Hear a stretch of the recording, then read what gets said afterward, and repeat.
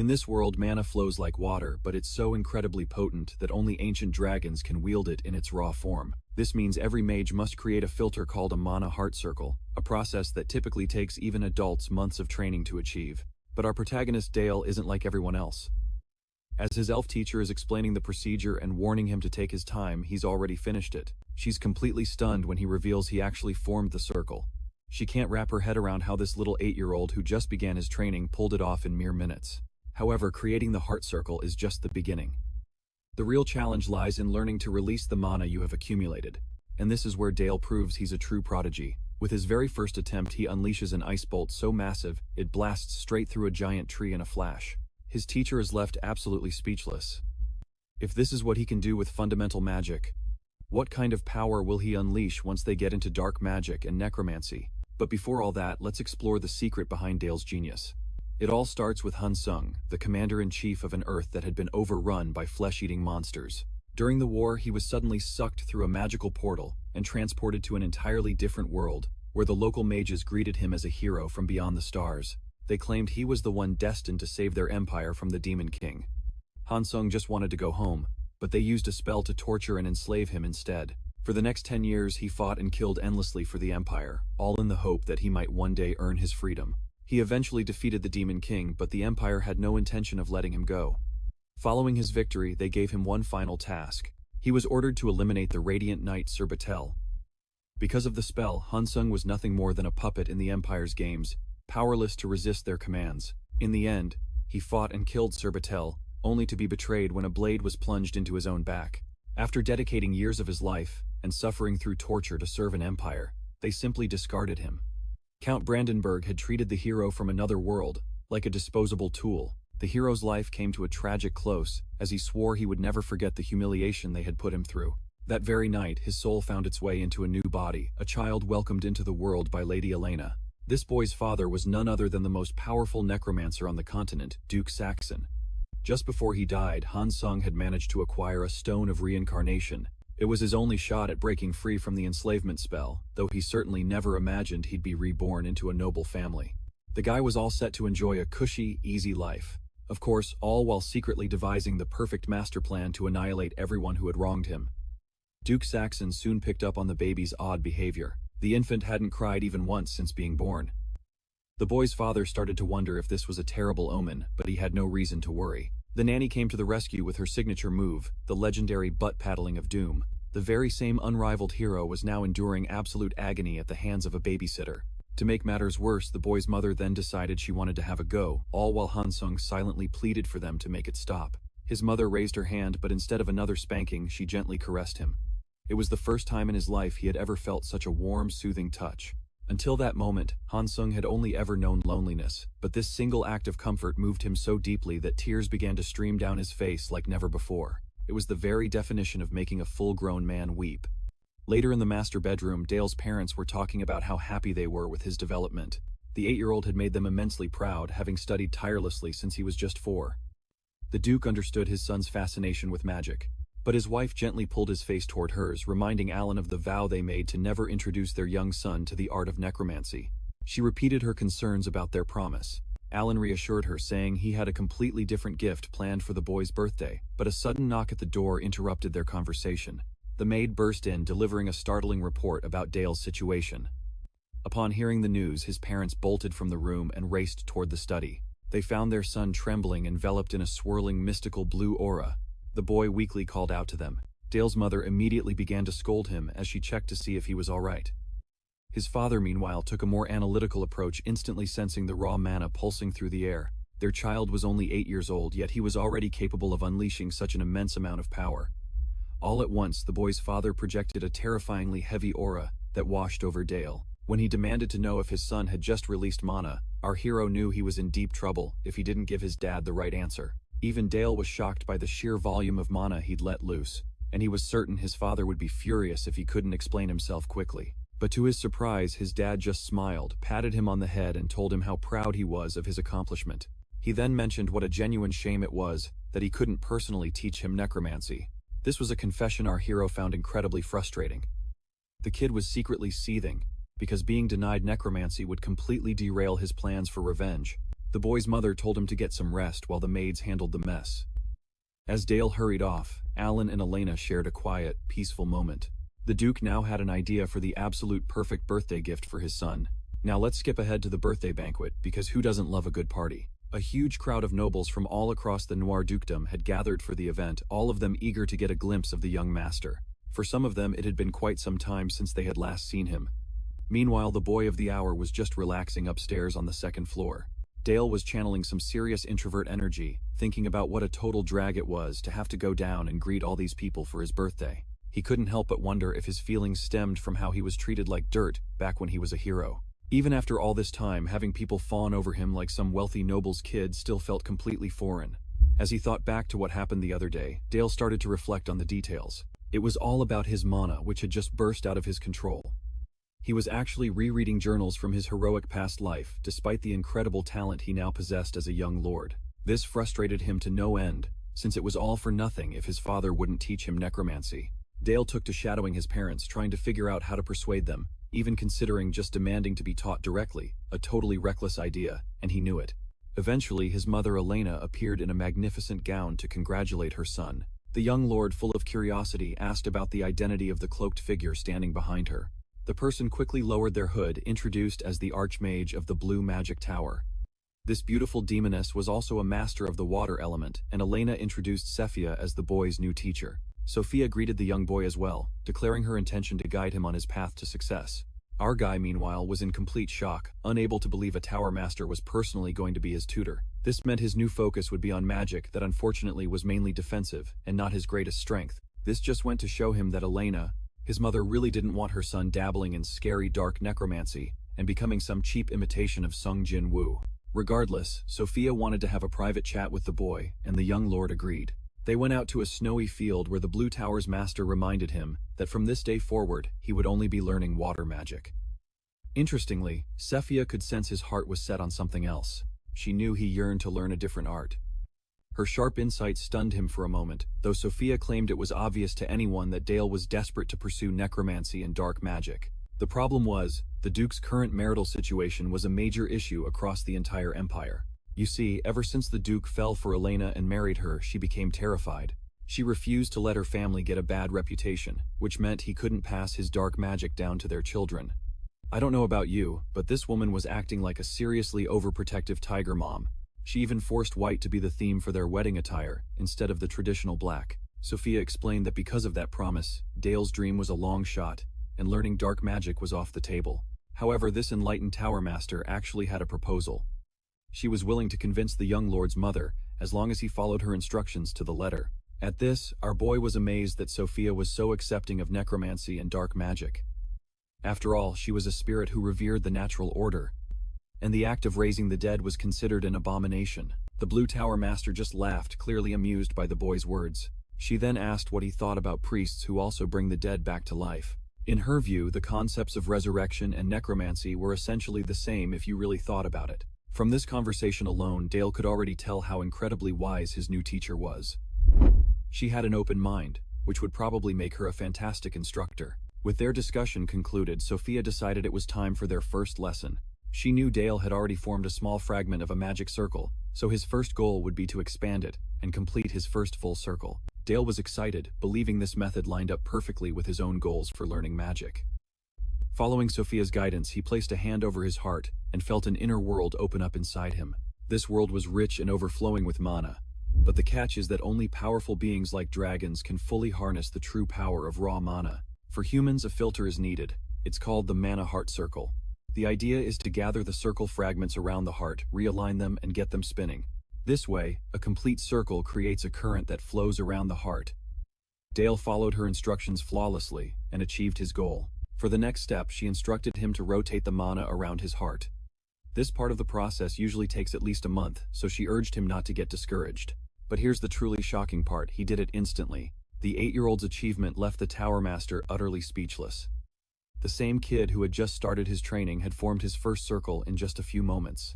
This alone made it crystal clear that our boy was a true prodigy. An astonished Sophia then told him to release his mana through the first circle. Following her instructions, he focused on controlling the circle. He already knew how difficult this process was for newcomers. Even in his first life, he could never keep up with people like Duke Saxon. The best he could manage was using destructive spells that were carved directly onto his body. But this life was different. He had fully inherited his father's talent, unlocking the potential to learn other forms of magic. Dale's focus narrowed to his fingertip, channeling the mana to the very end of the circle. His past life experience helped him form a sharp ice shard. Sophia watched with intense fascination, noting how precisely Dale had crystallized his mana into an ice arrow. The shot flew straight into a tree, blowing it to smithereens. Once again, Sophia was in absolute shock. She expected his power to be weak given the spell's form, but this kid had literally shredded the tree. The talent of her newest disciple was completely out of this world. The Tower Master was blown away by his ability to execute a perfect ice spell. The boy was just confused, wondering if he'd made some kind of mistake. You see, the magic formula he used was far beyond what a normal child could do. The rotation was combined with acceleration, and then followed by compression. All three stages make up the golden ratio of a spell. Sophia had just witnessed the young lord unleash an incredibly powerful spell with stunning efficiency, and it shook her to her core. She realized just how precious his talent was.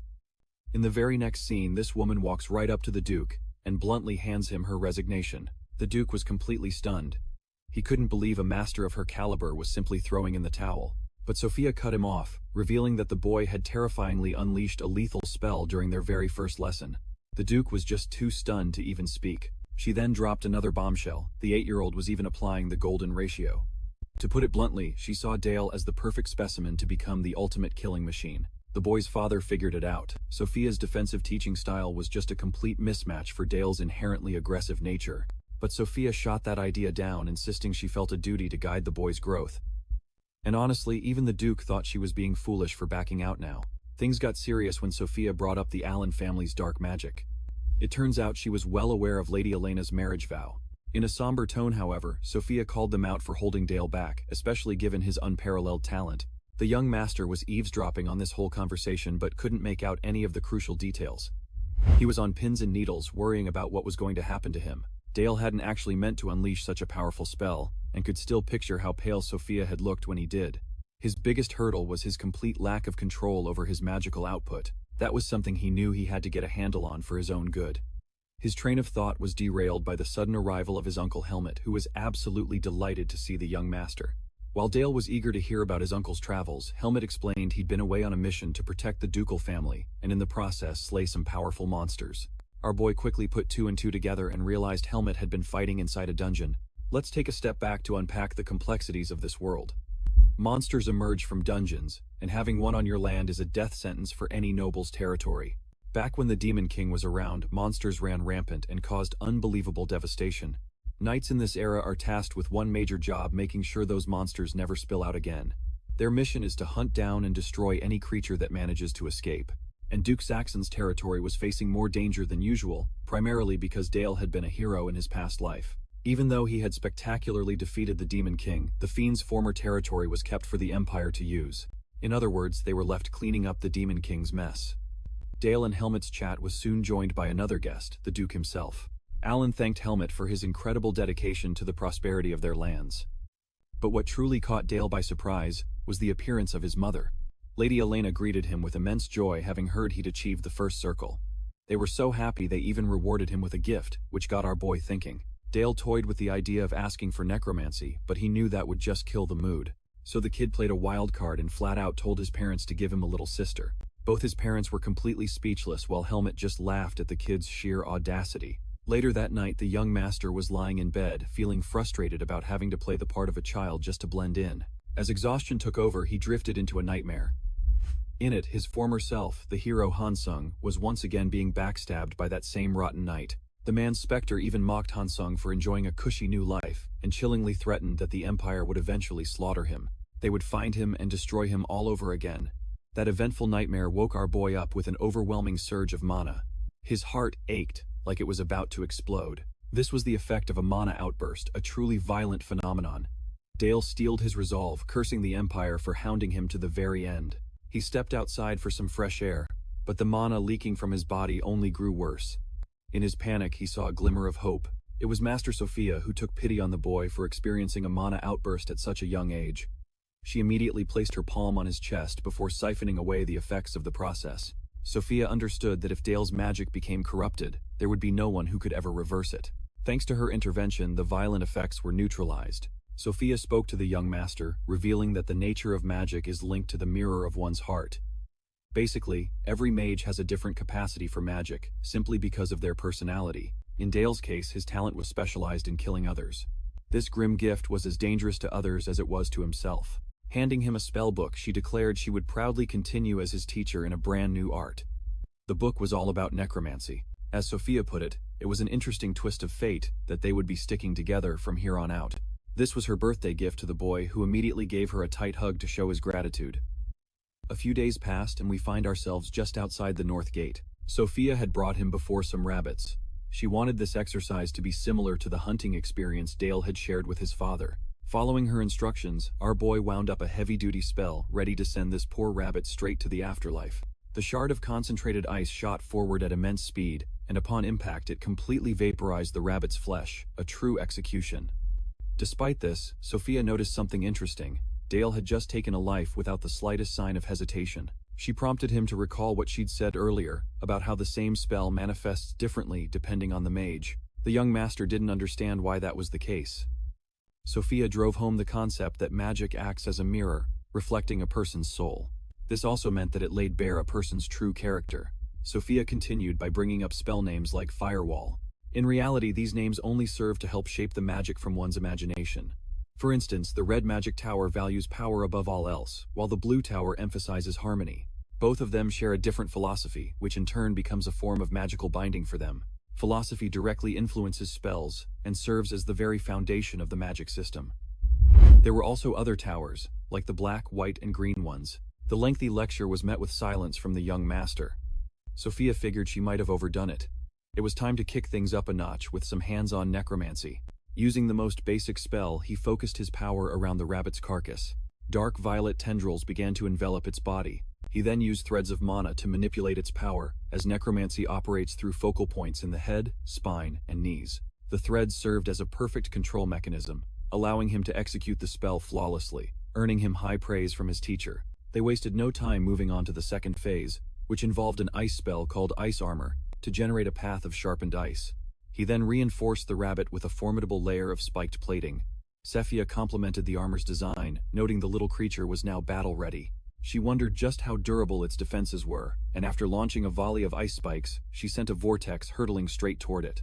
The spikes shattered the rabbit's armor on impact and sent it flying, yet a thin layer of ice still clung to it. This small success brought Dale an immense amount of joy. The defense had held, but Sophia could see the eagerness written all over his face. She asked if the young lord had any questions, and he excitedly spoke up, begging her to teach him how to properly command the water attribute. While his passion made her smile, Sophia's reaction was startling. She turned him down flat. She explained that he had only performed a very simple application of water magic that day. Of all the magical arts, the water system was exceptionally difficult to learn. It required a profound understanding, and most novices couldn't even master a single form of magic. The only ones capable of wielding two types at once are known as dual casters. Even with the boy's incredible talent, Sophia thought it was impossible for him to master both. In fact, she bluntly shattered his expectations, telling him he was being far too overconfident. The boy's reality crumbled in that moment. Despite his incredible magic, he was nothing but an amateur in his teacher's eyes. The thought left him paralyzed with despair. It was a realization that would have crushed anyone. In fact, Dale was so devastated that he brought the lesson to an abrupt end. Later that night, the boy retreated to his study, the former hero possessing an extraordinary faith in his own abilities. He believed he could master anything so long as he studied enough. A force was awakening within him, and call it a Star Wars joke or not, this young Anakin truly wanted to become a Jedi. After pulling an all-nighter, Dale arrived at the training grounds the next day so exhausted that Sophia had to call his name several times. She could tell he had overworked himself and hadn't slept a wink. The teacher was worried about the boy, but Dale was ready to show her what he could do. First he revived the rabbit, and then he covered it in the same armor he had used before. The master of the Blue Tower was impressed with his instant mastery of combination spells. But then, a shocking development occurred when Dale detonated the armor itself. An explosion sent ice spikes flying in every direction. Sophia was stunned to realize that was just the opening act. The zombie rabbit then started to radiate a purple smoke, before it unleashed a blast of violet energy, then exploded, sending ice shards flying everywhere. Once again, Sophia was completely caught off guard. She was so surprised that she had to conjure a defensive barrier to block them. After his assault ended, her face was blank with shock. Dale, however, didn't even seem impressed. He revealed his newly acquired skills were Corpse Explosion and Ice Explosion. By wielding both attributes, he had merged their effects and playfully teased his teacher, asking if he could be called a dual caster from now on. The wise elf stood there speechless, having never witnessed an attack like that in her life. It was a synthesis of ice and dark magic that created an intricate explosive trap, and the blast wasn't even the final part of it. Dale's use of the ice spikes as a follow-up was the perfect finishing touch. Sophia was overwhelmed, feeling as if she were facing someone with a singular purpose. That purpose was to kill without mercy on the battlefield. It made her wonder what kind of visions were taking shape inside Dale's mind. She was unaware it was the dreaded killing intent of Han Sung.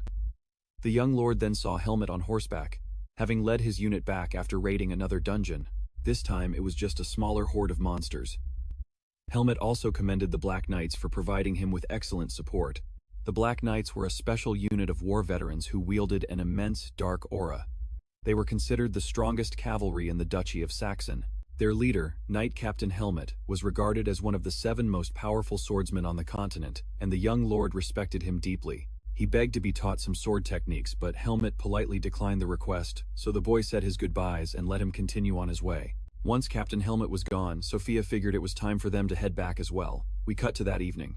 We find Sophia reporting on Dale's use of dual magic during their training session. The Duke was rather taken aback. He was shocked to learn of Dale's use of necromancy, while Lady Elena seemed disappointed that Sophia had disobeyed her instructions. She had ended up teaching the boy more than just water magic. She explained that she hadn't wanted to limit his training and shared that. The young lord himself had expressed interest in learning necromancy. After a pause, Lady Elena spoke her stance against dark magic remaining firm. She suggested Sophia continue to instruct him only in the water attribute. The master of the Blue Tower promised and assured them she would look after the boy. Before leaving, Sophia felt a twinge of guilt and turned back to apologize to Lord Noir for having broken their promise. Dale's mother sighed and stressed how proud she was of Dale for using 2 magic circles at his age. She thought it was only natural for him to have so many talents, especially since he was their son. With both fear and frustration, the Duke argued against his wife, revealing his own intention to teach Dale necromancy. He wanted to train the child to be his heir and a gifted mage simultaneously. It was his right to pass his magic down to his son, even if he felt awful for breaking their promise. Dale's mother, filled with concern, reminded him that the public still viewed necromancy with extreme prejudice. This was the very reason she desperately wanted him to avoid that path. However, Lady Elena had come to accept their reality and no longer cared about public opinion. She gave her husband permission to continue teaching Dale the art of necromancy. The Duke was utterly speechless. It felt like something out of a story where a woman could be so decisively in charge. From this moment on, Dale's real training in necromancy would begin. Ironically, during their very first lesson, the Duke found himself deeply disappointed by Dale's poor control over his powers. It wasn't his fault, as this was the limit of what Sophia had been able to teach him. They were currently in the magic workshop, a special chamber deep beneath the castle. The boy's father had brought him here to reveal what true necromancy looked like. He began by summoning dozens of books intending for his son to absorb their knowledge. Dale's main focus was to understand the very structure of all forms of life. This was the key to controlling them effectively. As time passed, the poor boy pored over every single book until he had finally mastered the fundamentals. Only then did the Duke move on to instruction in practical combat magic. Dale was practically buzzing with excitement, hungry for a real lesson. Moments later, he was startled to find the corpse of a goblin lying before him. His father, understanding his son's confusion, explained that this is what separates talented necromancers from the rest. They achieve this by transforming ordinary soldiers into capable death knights. This goblin was to be an undead soldier, and he was curious to see how the boy would approach controlling it.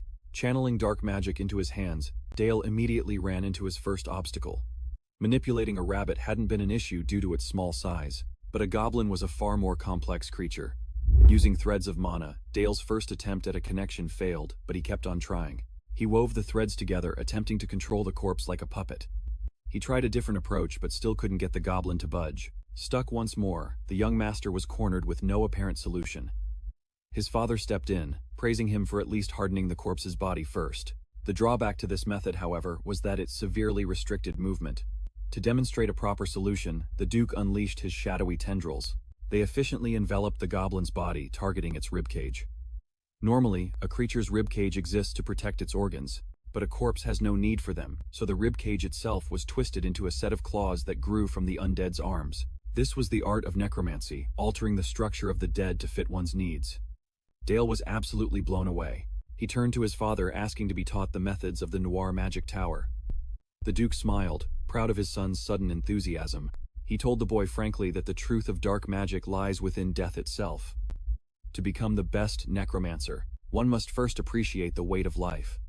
The Duke's words sent him reeling back to his days as Han Sung when he stood over a begging opponent. His eyes were blood-red and merciless, his sword held high, and before the man could finish, pleading for his life, Han Sung had smashed his face in. The Duke shook the boy from his haunting memory. A look of pure horror was etched on his face. In truth, Dale realized he had already walked a path of slaughter and bloodshed, but in front of his father, he acted as if everything was perfectly fine. The young master's training progressed daily. News that Duke Saxon was teaching his son necromancy spread like wildfire across the empire, along with the fact that he had broken his sacred marriage vow. This captured the attention of many, and as a result, he became the focus of the nobility's gossip. All of them were keenly watching Dale's progress. Whether for good or ill, a few weeks later, the boy was training furiously with his uncle. Their relentless exchange of blows continued, until Helmet suddenly swung his blade near the boy's face. Incredibly, the boy blocked it with a parry so forceful that Helmet's weapon was sent flying. The boy's uncle was impressed by his ability, while the young master knew it was merely a trick. Helmet had intentionally let his weapon go, but the reality was that Dale had used special sword techniques that in a real fight would have been lethal. The boy's hand was already swelling up, but he had won, so it was all worth it. Helmet was stunned by his swordsmanship, and he wondered why the boy was so focused on becoming a mage. But knights always protect mages, so Helmet couldn't understand why Dale was training with such intensity. With that level of aggression, it was worrisome. He feared the boy would get hurt pushing himself at this rate.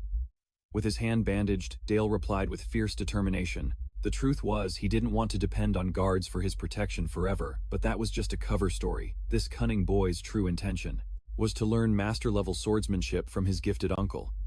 Helmet laughed heartily, calling it an outstanding answer. They were enjoying a pleasant chat when Dale's mother interrupted. Suddenly, the young master wondered why she was out here on the cold training grounds. Elena had come to check on his progress, and revealed that she had some news to share. First, she brought up the birthday gift Dale had requested.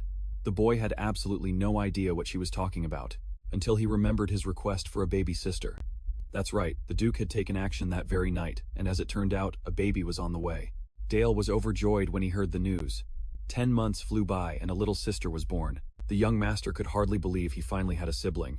Lady Elena even suggested he hold the infant, which came as a complete shock. Dale gently took his baby sister in his arms, and amazingly she was completely silent in his embrace. You had to praise the Duke's dedication. The young master cradled his precious little sister. Meanwhile, his father pointed out that this was the true weight of a life. This was what he needed to protect, and at last it was time for his next lesson. Cutting to a scene with Master Sophia, she was now teaching him some actual combat training. Dale was nearly floored when she suggested they fight for real. The master of the Blue Tower permitted him to attack her with his full strength.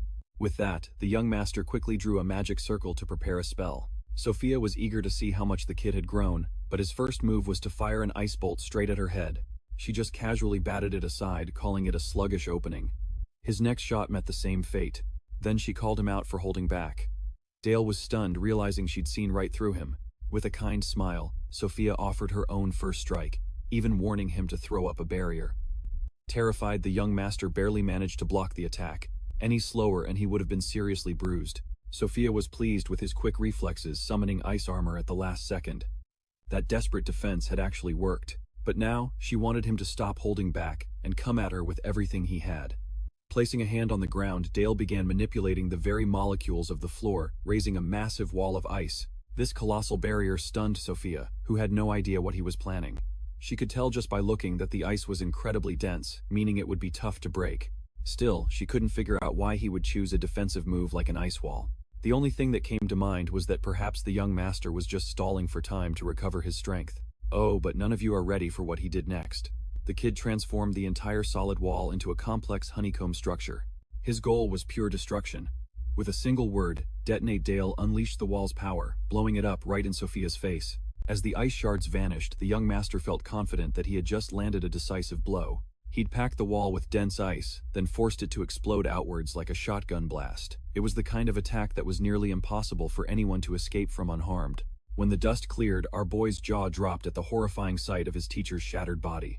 But then the real Sophia stepped out from behind the frozen decoy completely untouched. Dale let out a huge sigh of relief. For a split second, he genuinely believed he had killed his teacher.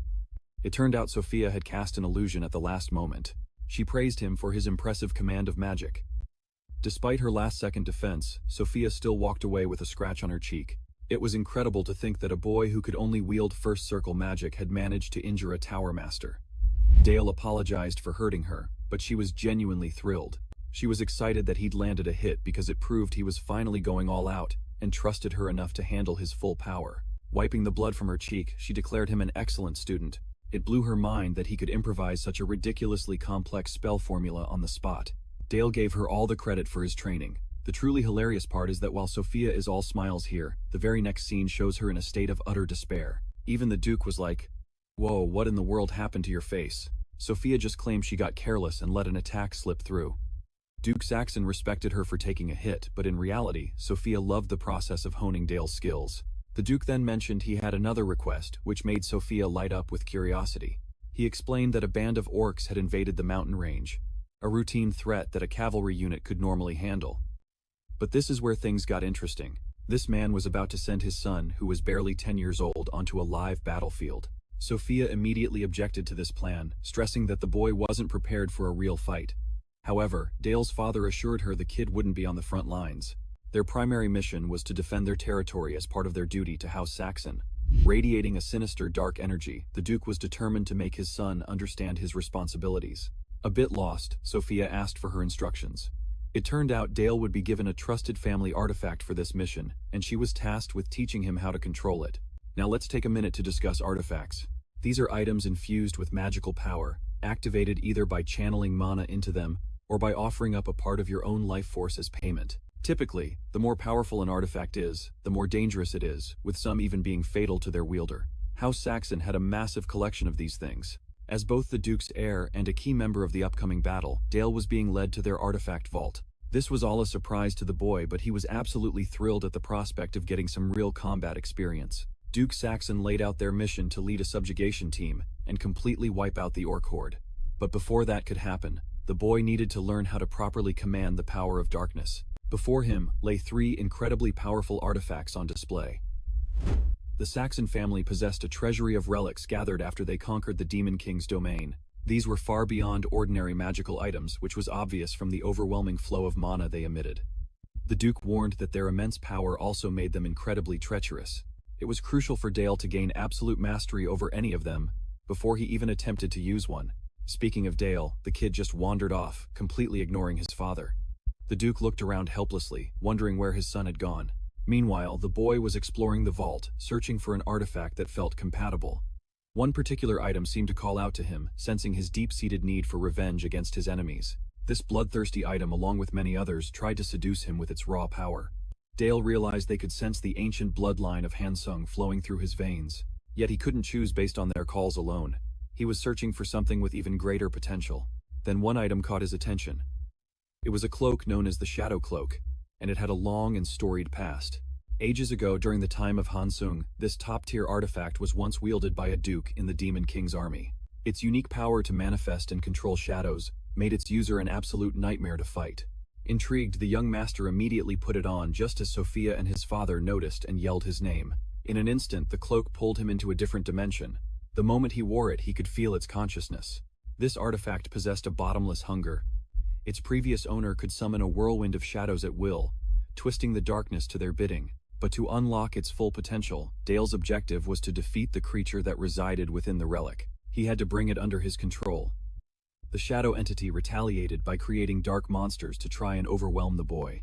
Dale was in serious trouble, and to make matters worse, no one from the outside could help him. It was essentially a pocket dimension at this point. Sephia's concern was mounting while the Duke worriedly admitted his son might be completely consumed by the entity. At this rate, the situation looked bleak. Because of this, the Duke was about to step in and pull him out by force. They were both shocked when a brilliant flash of light erupted from the barrier. Dale emerged from it safe and sound, sporting a magnificent new set of armor. The Blue Tower Master rushed to check his condition. Luckily, he seemed fine, which is precisely what worried his father. Duke Saxon couldn't fathom how a boy of his age could possibly withstand the burden of such a powerful artifact. Curious and overjoyed, the young lord asked his father if he could try out the remaining artifacts. In short, he wanted to tame every single one of them. This absurd request stunned them both, but the Duke agreed to it. And that's how our boy began tackling every single artifact in the family treasury, without taking a break. Days passed as the young master continued his training. Helmut was utterly astonished to see the boy wearing the majestic shadow cloak. The boy confirmed that he was, though Helmut was amazed that such a small child could handle the cloak with no apparent issues. Dale told him that he only felt a strange tingling sensation from time to time, but otherwise he had it totally under control. The young master knew the cloak had been without a master for a very long time, which is why it was so drawn to him. Most people were terrified of the shadow creature, but here our boy was using his words to befriend it. Helmut thought the kid was crazy for calling a shadow entity lonely. Hilariously, Dale then stepped on his new friend, putting a dent in the creature's pride. The boy then made a request he'd been wanting to ask for a while. Dale bluntly asked for a real sparring match to put his abilities to the test. Thrilled and eager for a real fight, the swordmaster readied his greatsword. He was more than willing to meet the boy's expectations. Meanwhile, our young hero was starting to think he had made a huge mistake. After all, facing one of the greatest swordsmen of the age is no laughing matter. The man told him not to be afraid, but anyone in that situation would be scared out of their wits. The good news was that Helmut only planned to use basic swordsmanship, which gave the young lord an advantage. Dale was well aware that knights take their fights seriously. His main goal for this fight wasn't to win, but to unleash the cloak's full potential by harnessing the power of shadows. Dale controlled the use of shadow creatures, the primary benefit of this artifact. To test it out, he used an ability called Shadow Blade Assault. It sent black tendrils lashing out to attack his opponent. The formidable knight completely destroyed all of them with just one swing. It was an impressive counter, enough to leave the young master speechless. Helmut complimented the boy before charging forward to attack himself. Less than a second later, he was right in front of the boy. The young lord quickly submerged the ground in darkness, trying to trap the knight. The shadowy ground then erupted with spikes in a surprise attack. The knight hadn't anticipated being caught in such an abrupt trap. But just like the last time, the man simply broke through the technique with pure raw power. Dale was backed into a corner. He managed to use another interesting ability to block Helmut's strike. The knight was impressed since he had just used enough force to shatter any normal weapon into pieces. This fight was giving him a much clearer picture of the unique abilities of a top-tier artifact. Fascinated Helmut wanted at least 10 more exchanges like that, and so the battle between the young master and his hero continued, while the rest of the Black Knights stood by, amazed and confused. In all of their own duels with Helmut, not a single one of them had ever managed to last even 10 blows against their captain. It felt like they were being overshadowed and surpassed by a literal 10-year-old. More days passed, and the night of the mission deployment finally came. Before setting off, worried, Lady Elena went to her son. She vehemently opposed him joining the mission, but our boy reassured his mother that everything would be fine. Even with Helmut there to protect him, the anxious mother didn't want her little boy getting hurt. Dale assured her that he had to get stronger. That way one day he could lead the duchy that his father currently governed. For those challenging times ahead, Dale needed to put in the effort now. It was the only way he could protect his family. He begged his beloved mother to trust him and allow him to take on this responsibility. The boy's sincere plea was enough to melt her heart, and she gave him her full permission. She then watched him climb onto his horse. In the following scene, we cut to a temporary base. Helmut had his troops supplied with all the necessary equipment, and they were ready to move out. The boy's father was also there. He suddenly instructed Dale to lead the cavalry forward. The young master was puzzled, until the Duke explained that this very cavalry unit would one day be under his command. From this moment on, they were his knights. This marked a truly significant moment for him. He was no longer the hero Hansung. Instead, he was the leader of the Black Knights as Dale, and this time, the outcome would be different. Stepping into his leadership role, the boy addressed his brave warriors, raising his hand to the sky. He yelled, "For House Saxon, advance!" Immediately after, the army began to move. 250 men were being deployed, along with the elite Special Forces unit. For this mission, their objective was to eliminate nearly 1,000 orcs that had crossed through the mountain range. To escape the biting cold, they made for the river, where the dark cavalry planned to spearhead the assault by crossing downstream. Their goal was to set an ambush, but a major obstacle stood in their way. A deep, raging river that 250 men couldn't possibly cross. For this very reason, an ethereal blue elf stepped forward with her ice magic, preparing to forge a bridge from solid ice. Dale was thrilled to have her along for the mission. Despite her normally peaceful nature, her command of water magic carved a path forward, granting the entire party safe passage. Her assistance ended there, and she wished them the best of luck. Dale bid her farewell in return, but the moment he left, Sophia was moved. She felt a deep sense of worry for her student and his safety. Cut to the orc encampment. Our group had arrived, preparing flaming arrows to ambush the monsters. As the arrows rained down, the orcs were alerted and dozens of them fell almost instantly. The rest grew enraged as Helmet bellowed an order for his first 3 battalions to form a wedge formation.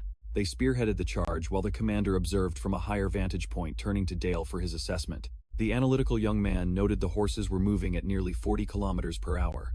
Their current setup was a shock lance formation, its power greatly magnified by each knight's aura. It was a charge so devastating that the orcs stood absolutely no chance of surviving it.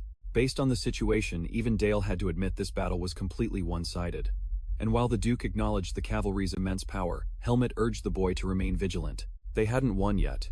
In fact, this was only the beginning. In response to the knight's charge, the orcs formed a wedge of their own, smartly blocking with their shields. The knight commander recognized that this ambush wouldn't be enough to finish off the orcs. The smartest move here was to retreat and reorganize for a second assault, continuing until most of the orcs were annihilated. He fired a flare into the sky, the signal for the knights to pull back. The same aggressive knights who had just been slaughtering orcs turned and rode away. To the monsters, this was a completely baffling turn of events. Seizing the moment, they hurled their spears at the retreating knights. Unfortunately for one of them, their aim was a little too good. A single spear took down a poor horse with just one throw.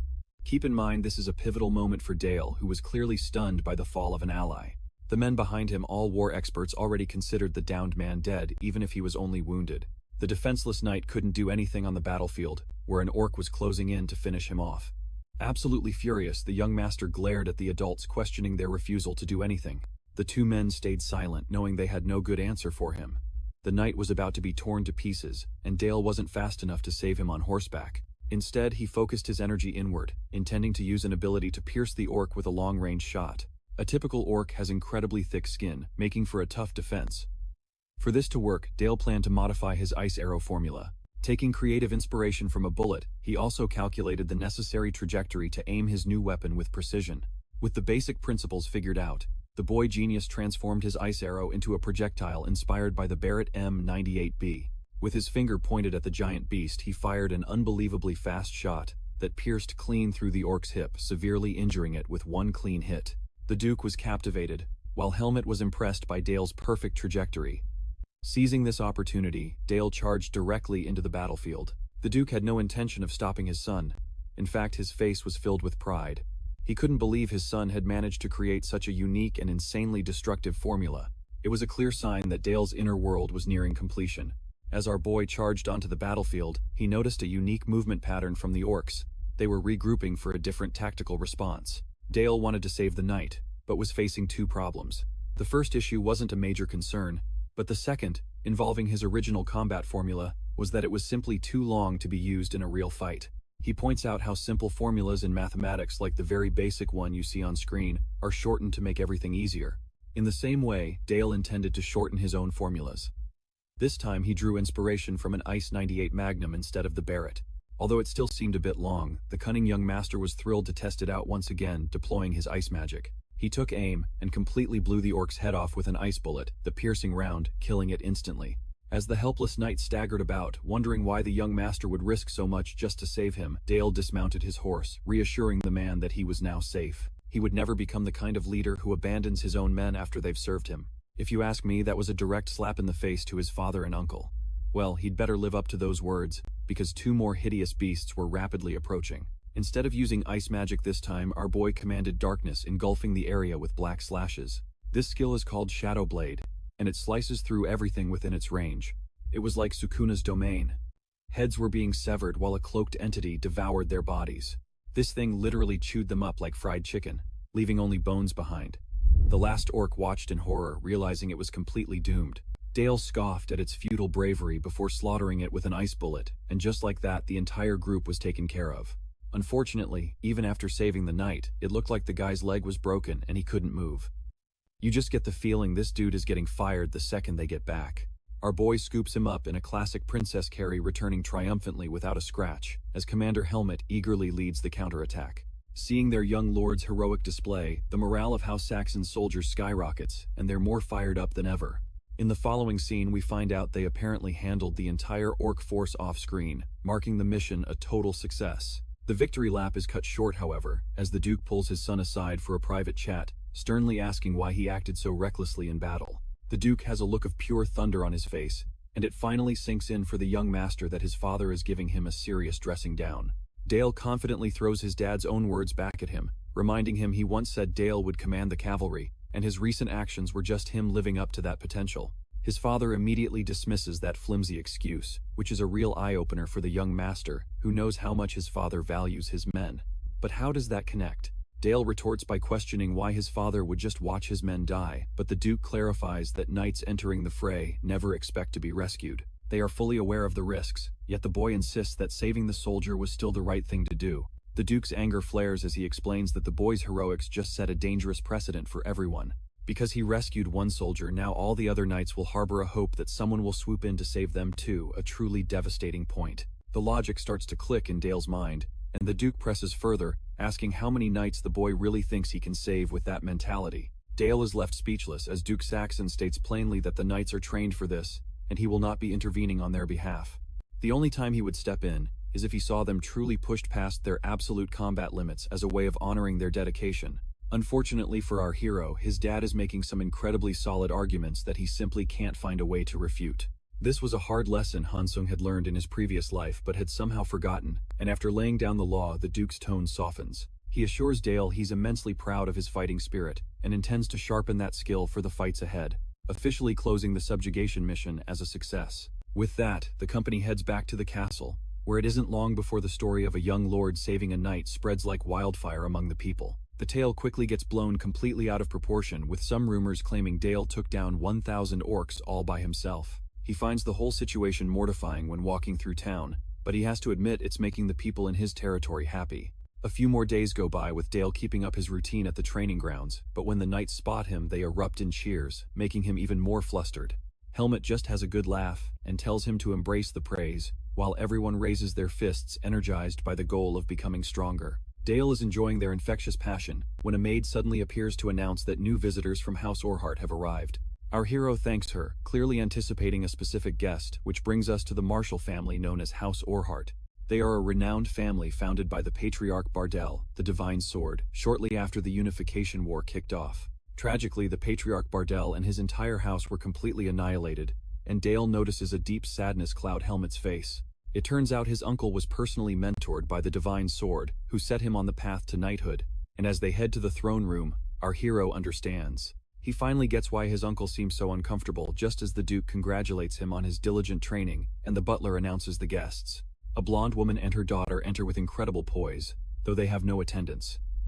Vanessa Orhart greets the Duke respectfully, but her bratty kid looks absolutely furious. This child Charlotte seriously needs the medieval version of a Snickers bar, because she then creates a massive scene openly disrespecting the Duke. She demands to know why her mother is bowing to these people, a shocking insult that Duke Saxon simply brushes aside. He suggests instead that his son show Charlotte around the castle for a while, a task the young master gladly accepts. Our sweet-natured boy offers his hand only for this little blonde terror to angrily slap it away.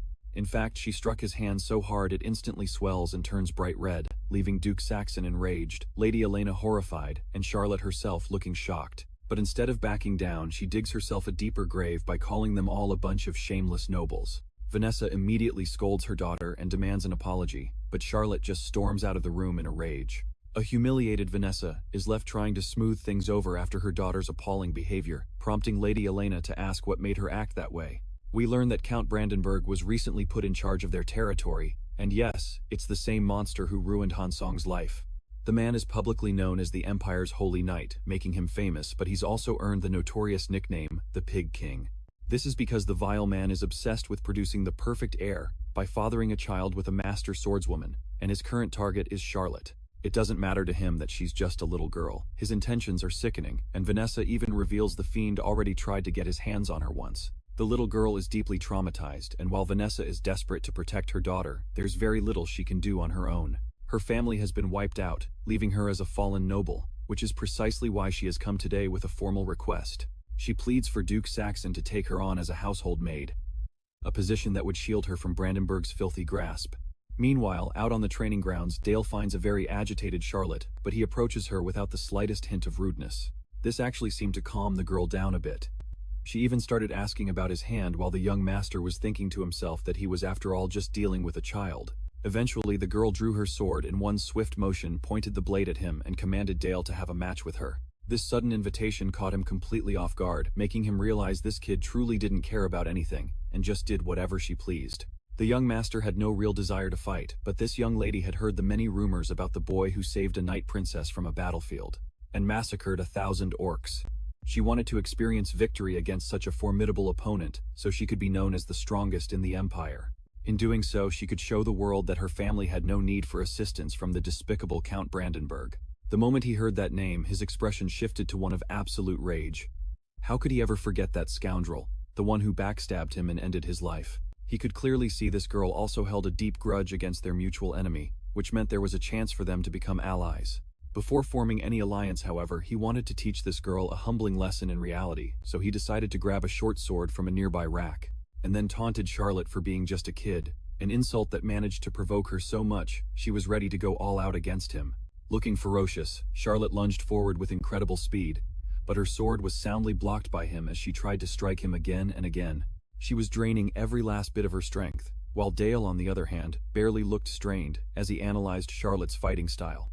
She possessed the ability to deflect and had sharp wrist reflexes for quick reactions. She was so impressive that a faint aura began radiating from her body. Charlotte was using a slender sword far larger than her body should be able to handle, but thanks to her aura, she could wield it with speed. A mage creates mana by circulating it around their heart, but a knight is different. They use an aura to enhance their body's physical abilities, which is exactly what Charlotte was doing now as she tried to overwhelm him. Her natural-born talent as a knight was plain to see. She even landed a precise strike that stunned Dale, even though he had successfully dodged it. The fight raged on. While the defiant child was confident in her victory, let's take a look back at her life just a few moments after she was born. Her father had already passed away, and her mother, Vanessa, would always tell her bedtime stories about his heroic achievements, hoping to mold her.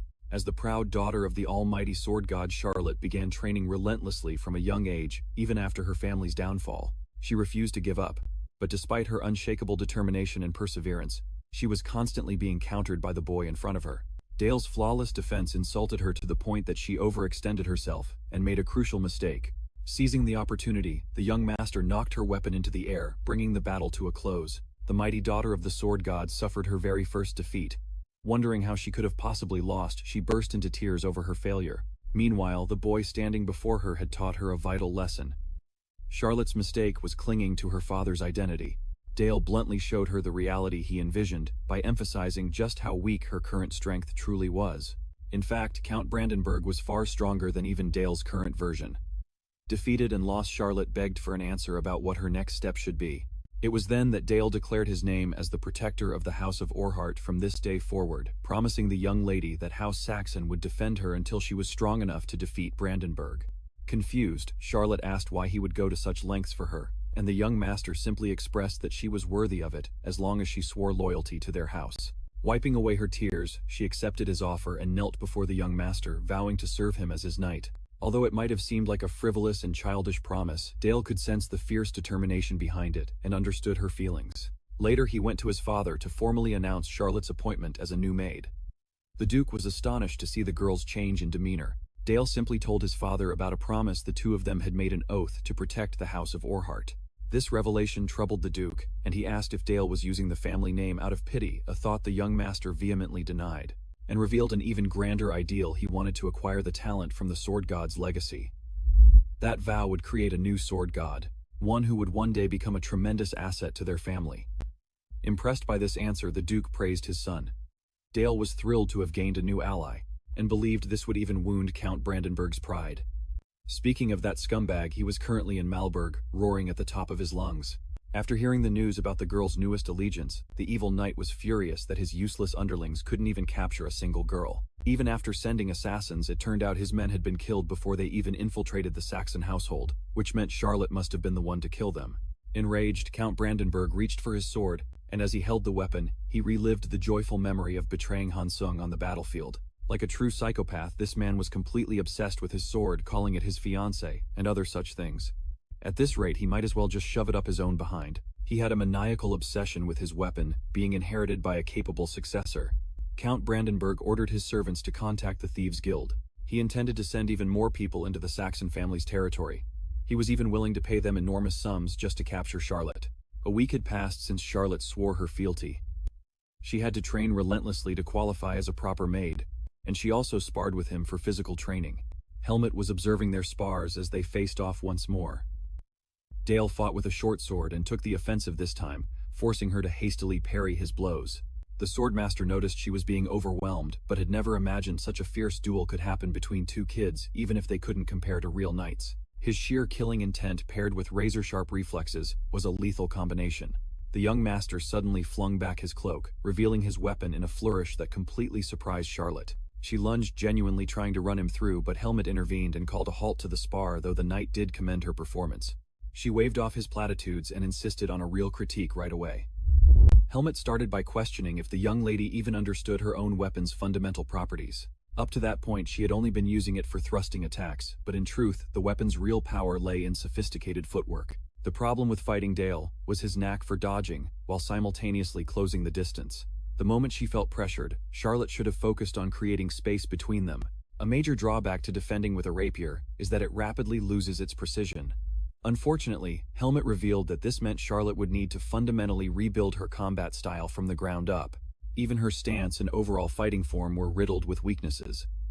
The girl pouted, admitting she'd never had a proper teacher to point out her mistakes. Helmut went so far as to tease her, calling her style nothing more than an awkward way to poke things. Charlotte was mortified as he chuckled, assuring the young lady he was only joking.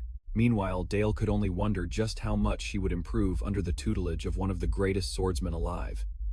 He figured it was a real possibility, that Charlotte might one day surpass him.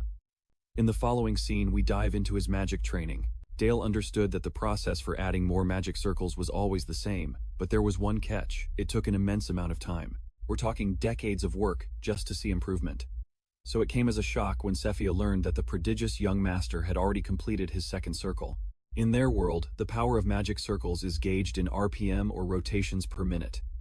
An average mage operates at about 300 RPM, but Dale's first circle alone surged at an incredible 2000 RPM, and his second circle was currently putting out 400. A new circle always requires a baseline of 300 RPM, which meant Dale already had what it took to unlock a third one. He was eager to conduct an experiment now that he had achieved his second circle. The young master unleashed his ice bullet technique. First, he bolstered its power by increasing its density, then he took aim at the nearest tree. He ramped up the projectile's spin to boost its velocity. And just like that, the first ever armor-piercing round was fired with such devastating force that it completely obliterated the tree. The young master was stunned by his own level of improvement, noting how much easier it felt to control the projectile. His teacher, Sophia, was beaming with pride at his talent, while Dale gave all the credit to her guidance. She even mused about how this genius boy was full of surprises, and always used his power for the right reasons. His strength was frightening to a certain degree, but ultimately Sophia trusted him deeply, embracing him like a prized pupil. Dale was caught off guard, and felt genuinely awkward, since he had been a grown man in his past life. Later that day, he found himself a little flustered by his teacher's actions. He even began to wonder if Sophia truly saw him as just a child, which was of course the most obvious explanation. Shaking off the distracting thoughts, the young master focused on his training. He used Sung Jin Woo's iconic phrase, "Arise," to summon a wall of ice. Next, he tested the integrity of his new defense by firing a shotgun-like blast of ice bullets at it. Each and every projectile ricocheted off the wall, flying right back at Dale. The young master threw up a barrier to defend himself, and wondered if he should try a slug round for his next test. Suddenly, Charlotte emerged from the woods. She had been looking for him, and had recently started her own training with that fancy new footwork. Under Helmut's instruction, the young master could tell she was genuinely enjoying learning swordsmanship, but Charlotte was actually here for another reason. With a beet-red face, she began to apologize for her rude behavior. She'd done some soul-searching and realized just how terribly she'd acted. Instead of letting her off the hook, Dale bluntly agreed that she had been a disrespectful brat, crushing her self-esteem. In the same breath, however, he forgave her, and asked that she treat him normally, just like before. A short while later, the two were just hanging out together. Charlotte was gushing about the cool weather and how nice the breeze felt during her training. For the first time, Dale felt truly happy. He had found a kindred spirit. It was ironic considering their parents had already set the two of them up. Watching the scene unfold, Lady Elena decided she would keep a close eye on them, genuinely hoping to help Dale realize his own feelings. In the next scene, we find ourselves on the outskirts of the duchy. Elena was showing her son what it means to help the less fortunate, as she diligently provides them with food each week, and assists them in finding jobs. Dale and Charlotte had started joining her this year. All of a sudden, Charlotte spotted a young boy crying out for help. The boy's mother was in trouble, and he desperately begged Charlotte to come help. The whole situation felt off, and Dale knew they were being led into a trap. They didn't even have any knights with them, and this alleyway was far from safe. What made it more suspicious was how the child refused to approach any of the adults. Instead, he grabbed Charlotte and started pulling her along. Dale scanned his surroundings and spotted a man from the Thieves' Guild perched on a roof. In an instant, Dale knew they were being cornered by men from Brandenburg. The kid who had been lying abruptly acted like he had to go find his mother. He vanished, just as a group of shady-looking men appeared to grab the children. They couldn't care less about the boy and were only interested in kidnapping Charlotte, but Dale was ready to take them all on. While this blue-haired thug threatened his life, the young master declared his vow to protect the precious daughter of the Orhart family, especially from vermin like them. Their leader praised his childish chivalry and let his underlings personally teach the arrogant kid a lesson. They figured Dale needed a painful reality check to learn how the real world works. Charlotte could sense the danger, especially since she didn't even have her sword on her. The young master reassured her, telling her the situation was under control. In fact, this was the perfect opportunity for him to test out the newest technique of his ultimate-grade divine weapon. Two men charged at them from the front, and two from behind, but before they could even launch their first attack model, shadowy tendrils began to coil around their bodies. While Dale watched intently, the men tried to hack them away, their blades slicing through nothing but darkness. Only the leader seemed to grasp the situation, bellowing at his clueless men to evade the shadows instead. Dale had to admit the guy was surprisingly sharp. The leader even bolted away, making Dale wonder if he held a higher rank. Meanwhile, the one thug who actually tried to fight the tendrils was brutally torn apart. This was the latest technique Dale had mastered since reaching the second circle, an ability that spawned parasitic shadows to envelop his targets. These shadows could move independently and worm their way into their victims. The man they caught, for instance, was devoured from the inside out, his very soul consumed until he was reborn as a creature of darkness. This new monster was 10 times more terrifying than Wolverine, and built like the Hulk. If I were one of those thugs, I'd be handing in my resignation right then and there. As the undead monstrosity looked for its first meal, its former comrades could only stare in horror. Their leader, however, simply ordered them forward on a suicide mission to take the beast down. He probably thought, even if he's the young master of the Saxon dukedom, one good stab should do it right. With that, he charged in, trying to pin the boy down. He tried to intimidate Dale with some bizarre, flashy movements. The guy was acting like he was straight out of Naruto, flinging his throwing knives as if they were some ultimate weapon. Dale effortlessly deflected the knives before pulling out a 12-gauge and blasting the guy with buckshot. He basically turned the dude into a slice of Swiss cheese. All the while, Charlotte watched as our boy completely dismantled these clowns. And let's not forget his new pet monster, which was busy causing its own brand of chaos. Okay, so maybe the Swiss cheese thing was a bit of an exaggeration. The guy's thick aura protected him from the worst of it, but he was still foolishly convinced he had the upper hand. So he rushed forward again. This time he was snapped in half instantly. Dale then casually strolled over to check on his new pet. The creature was in the middle of devouring a corpse. Turning away from the scene, the young master went to Charlotte to see if she was all right. As Dale was checking on Charlotte, it turned out one of the thugs had somehow survived the carnage, even as the remains of his friends were scattered everywhere. He casually fired off an ice bullet that completely shredded the man's leg. That guy certainly won't be needing a wheelchair for the rest of his life. The terrified survivor started screaming that he'd spill everything about his group's plans, but Dale wasn't in a listening mood. He just put a bullet straight through the guy's skull without a second thought. Our boy was definitely handling business with extreme prejudice. The young master then explained that these men were enemies of his family, the same people responsible for spreading terror. He then promised Charlotte he would always keep her safe, and asked if she was scared. She admitted she was, but she was also glad that he had fought so fiercely for her. From the moment he made that promise, she knew she wanted to protect his family, just as fiercely as he'd vowed to protect hers. It made Charlotte yearn to grow even stronger. Her dedication to him left the young master stunned. You see, the real reason he'd taken her in was tied to a grim future. A future that began 24 years ago when a man named Hansung witnessed her father's final moments. Now, however, he intended to change that past by keeping her by his side. As Charlotte took his hand, they forged a bond far deeper than Dale had ever anticipated. Meanwhile, Count Brandenburg was absolutely fuming over the news of the failed mission. He had just received a personal letter from none other than the Duke of Saxon. The letter requested a personal chat with the man, and the Duke's phrasing made it perfectly clear he knew all about the scoundrel's little plot.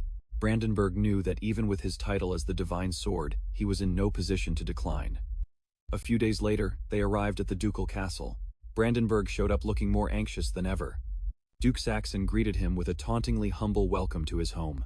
The Holy Sword put on a show of sincerity, assuring the Duke it was his honor to be there, but the clown was inwardly raging at the sight of Dale and Charlotte. The Holy Knight immediately brought up the recent kidnapping attempt, laughing it off as if it were some trivial misunderstanding. He acted as if the whole situation had been blown out of proportion, and even played the victim, suggesting his name had been unfairly dragged into it.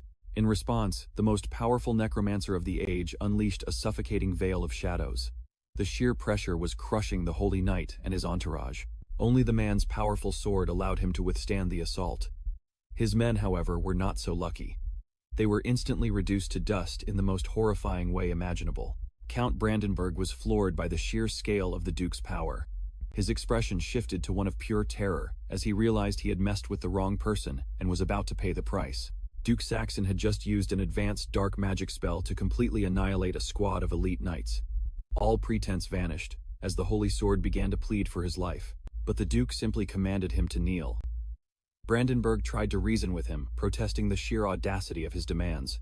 Dale's father, however, was absolutely furious and repeated his command to get on the ground, preparing to cast another spell if the Count dared to disobey. The Duke's overwhelming presence was more than enough to force the Holy Sword to his knees. He never imagined he'd find himself in such a humiliating position. And so, like an obedient dog, he knelt before the Duke, who informed him that this was his one and only chance to make amends. He then added a stark warning: if the Holy Knight ever laid a hand on the children of House Saxon again, the Duke would personally wipe his entire family from existence. After that complete psychological dismantling and public humiliation, the Duke menacingly suggested Brandenburg stay and rest for a bit. The Holy Knight quickly declined the offer, claiming he had urgent business elsewhere and had to leave the territory immediately.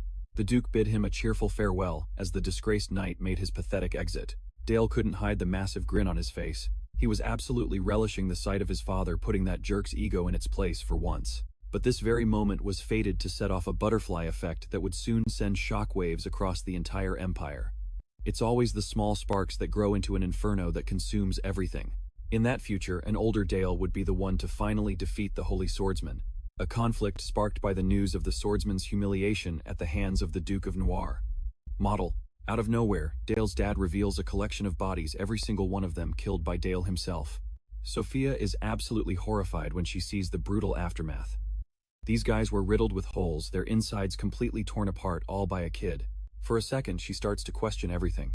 She worries that instead of guiding him, she might have unintentionally unleashed a monster. The Duke of Noir realizes his son needs more than just training. He needs real wisdom. So he makes it official and names her as the chief advisor. Basically, this means she's no longer just the boy's private tutor.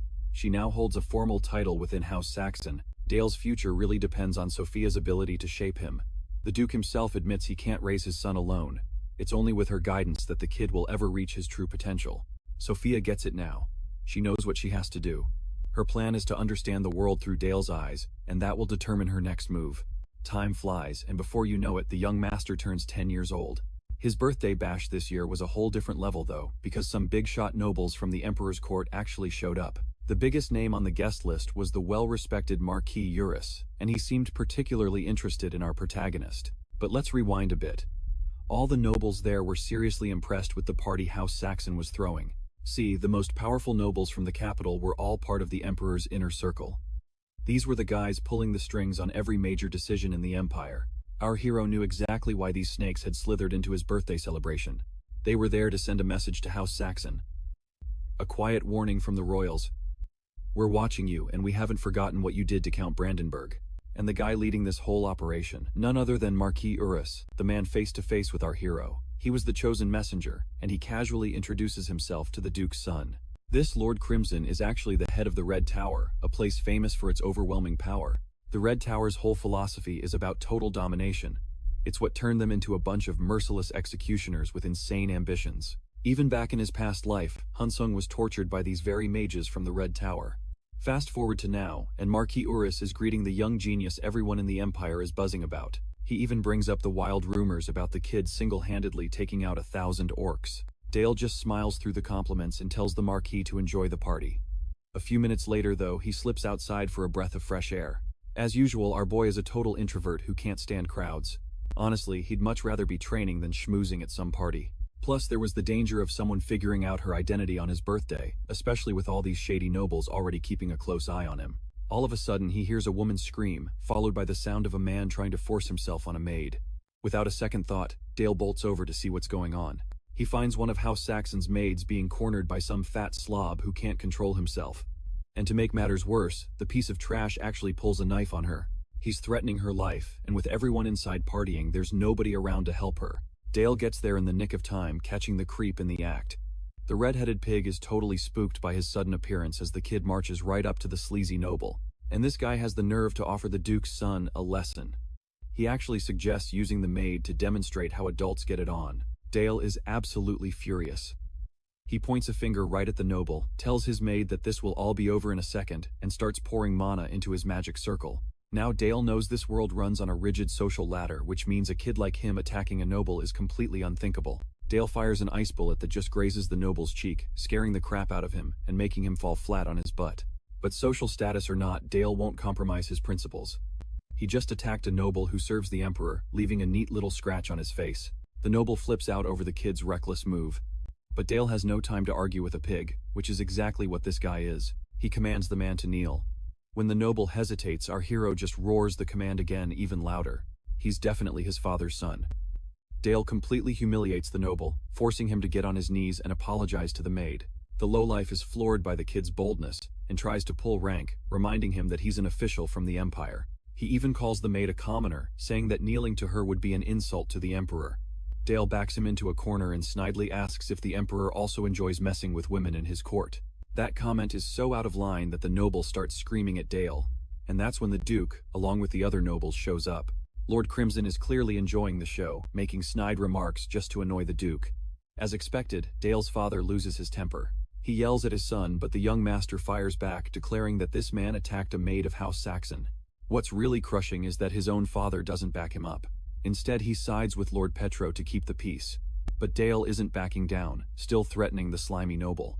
It's clear he's ignoring his father's orders. The boy stands his ground against the Duke, shouting that their guests, even those from the royal court, are expected to behave with some honor. But this red-headed creep did the exact opposite, attacking a maid and completely disrespecting House Saxon, and that's why he couldn't let the bastard get away with it. After listening to the whole thing, Lord Crimson finally speaks up. Surprisingly, he takes the young master's side, saying it's disgraceful to attack a common maid of all people. As punishment for Petro Marquis, Urus conjures a flame and announces he's going to burn him alive. The pathetic bug turns and runs for his life. He begs for mercy, but the master of the Red Tower is a cruel man, and his flames spare no one. They torch Petro, who writhes in agony as his body is scorched. Noble is burned to a crisp, while Urus praises the boy for exposing the truth, declaring it's the only way to purge the traitors within the royal family. Lord Crimson is very interested in Dale's future, a fact that only underscores how formidable the young man's power really is. After a while, the uproar died down, and the nobles from the royal court finally cleared out of the Saxon estate. Some time went by before Eve came to gently rouse the young master from his sleep. He thanked her for the help, but Eve just looked flustered and sad. When Dale asked her what was wrong, the maid thanked him for his courage. She expresses how deeply grateful she is to serve him, but the young master can tell she's holding something back. His experience from two different worlds helps him read her expression perfectly. He has a knack for knowing when people are keeping secrets. Dale thanks her casually, thinking to himself that as the eldest son he must maintain an honorable front to achieve his true goal of destroying the Empire. Just then, his father urgently summoned him to his office. He's becoming unsettled by Dale's recent actions and begins to question his son's motives, hoping to understand what the boy is up to. Dale asks what the matter is. He then drops a shocking piece of information, revealing that the hero from the other world actually died alongside Bardell. Had that not occurred, he explains, the next hero would have undoubtedly come from House Saxon.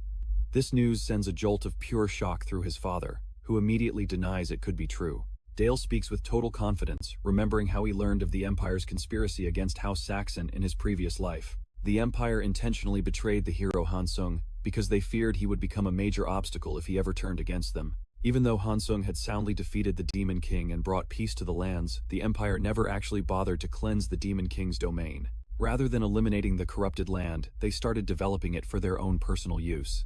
They went as far as using soldiers from the Saxon Duchy's cavalry as sacrifices for their scheme, and then brazenly offered the tainted land to the Duke. Their problems will never cease as long as the evil in that territory remains unpurified. Worse still, their family's reputation has been tarnished with people now calling them the House of Darkness. The Empire cast aside its own hero, and will surely move against House Saxon next to remove any potential threats. His father is stunned by Dale's sudden claim that the Empire abandoned the hero. He frames all of this as his own personal speculation, but he's actually speaking from the hard truth of his past life. The official records say the hero fell in battle against the divine sword. The Duke is completely dumbfounded by his son's incredible knowledge, as the true story of the hero's death is a secret known by only a handful of people. Dale presses on with his theory, arguing that if he's right, the Empire is just biding its time before turning on them too. They are a predatory power that slowly consumes weaker nations. The 10-year-old's profound insight leaves his father at a complete loss for words. Recognizing his son's wisdom, he asks the boy what their next move should be. Dale states a single simple fact: they can never cooperate or coexist with the Empire. The only path forward is to wipe out the Empire before it wipes them out. That was a bombshell his father was definitely not prepared for. Hearing such a treasonous idea, the Duke's tone becomes deadly serious, asking if the boy truly grasps the weight of his outrageous suggestion. The young master explains that he isn't suggesting they raise an army for rebellion immediately. Instead, he's laying out a plan for the next 10 years. The Empire is already struggling to contain the various resistance groups. Add to that, the vassals like the Duke himself who already live in fear of the Empire's betrayal. On top of that, the economy is in shambles and bandit activity is on the rise. He argues that within 10 years there will be more than enough groups and powers willing to ally with House Saxon in a joint strike to topple the Empire. Dale meticulously went over every single detail of his plan, with his father talking for hours until sunset. When he finished, he asked for the Noir Duke's opinion. At first there was only silence, but then his father erupted into laughter. He laughed more freely than ever before, admitting how immensely proud he was of his son's brilliance. It was obvious to him that his son could see things from angles he never could. The Duke decided to treat the boy as more than just a son. He officially declared the boy his one true heir, the man destined to lead House Saxon after him. Dale felt a surge of pride in his own accomplishments. He had fought long and hard for this moment. The future he envisioned, where he could guide the house according to his own will, was finally within his grasp. His father gave him complete authority to speak his mind effectively, allowing him to shape the family's strategy. Dale knew he was now standing on equal footing with his dad. His first official request is to take on the Tower trial in the necropolis. And make no mistake, this is no simple challenge. It's a system designed to rank a person against other mages and the formidable guardians of the Magic Tower. Defeating higher-level guardians boosts your rank further and further until you can eventually achieve the status of a Tower Elder. The few who conquer the very pinnacle are awarded the title of Magic Tower Master. The Duke is okay with the decision, but he is also terrified for his son's life. The tower is a threat to anyone who enters, and it's especially risky since Dale has yet to complete his third circle. The boy, however, states with absolute certainty that he will break through the third circle very soon. This is a level of mastery that most mages only reach when they are in their 20s. Even for a genius like Dale, it will be incredibly difficult, but the kid is dead set on this course of action for the sake of his family. First, he intends to conquer the Tower trial and display his power for the entire world to see. By doing this, no one would be able to challenge Dale's authority as the family's heir. The Duke realizes just how shrewd his son is, aiming to build an untouchable reputation right from the start. With a smile, he places his full trust in Dale's plan, which brings a look of pure joy to our boy's face. A few days after this conversation, their journey brings them to the City of Death. As the Duke of Saxon's carriage rolls into the city, he steps out to a respectful welcome from the assembled crowd. Right beside him is his pint-sized son Dale, who has a sinking feeling he's about to get demolished in this ridiculously tough challenge. The locals are already singing the praises of the Duke's heir, a young master they say has potential unmatched in the entire empire. But not everyone is convinced. Some are already starting to argue, casting doubt on the boy's real abilities. They scoff that Dale's skills are nothing but a joke, and can't fathom how this kid could possibly be on the same level as the Knights of the Cavalry. A guy named Velik, the Academy's top graduate, struts around like he's the clear favorite to win the whole trial. Welcoming the Duke and his son is Eris, an escort and one of the Tower's elders. She's the one who handles all the administrative work whenever the Noir Duke isn't around. Dale's father informs him that Eris will be his guide for the duration of the trial. With that, Dale follows her to get the lowdown on the 59 other Academy graduates who will be competing against him. Leading him to a viewing area, she reveals the arena below and all the other candidates who will be his rivals. It's a colossal coliseum filled with some pretty impressive-looking contenders. Eris then steps forward to formally address the group, and as the host, it's her job to detail the first stage of the trial, beginning with the purpose of their life necklaces. The whole thing is basically set up like a battle royale, where your life points will decide if you win or lose. She explains the necklace will protect them from a spell's full impact, but if a competitor takes a solid hit, the necklace's shield will activate instantly, confirming their elimination from the trial. To put it simply, one clean shot is all it takes to knock your opponent out of the game. The person who lands the winning blow gets to claim a new point for their own necklace. Anyone who collects 3 or more points will advance to the tower's next tier. And one last thing, artifacts are strictly forbidden, which means our boy can't use his overpowered cloak to cheese his way through. Dale thinks over the rules, and realizes this is the most efficient way to clear out the weaker contestants in the opening round. His gaze wanders to a group of candidates who are calling him a monster for mastering the third circle at the young age of 10. They've already decided he's the first target they need to take down. A few of them are even mocking him out loud, wondering if they're even allowed to beat up a child in the tournament. But as opponents, they know they have to get rid of him. Dale just offers a calm smile. He's completely ready for anything they want to bring. The instant the trial kicks off, the contestants nearest to Dale immediately make him their target. One of them casts a dark spell, raising a corpse from the ground right in front of him. The others follow suit, all summoning corpses to do their bidding.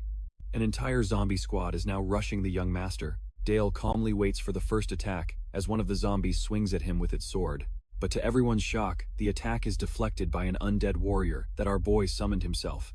And this thing is on another level, complete with claws that look like they belong to Wolverine. This creature is bigger and far more menacing than the others. A watery aura flows from it, flash freezing the monsters around it.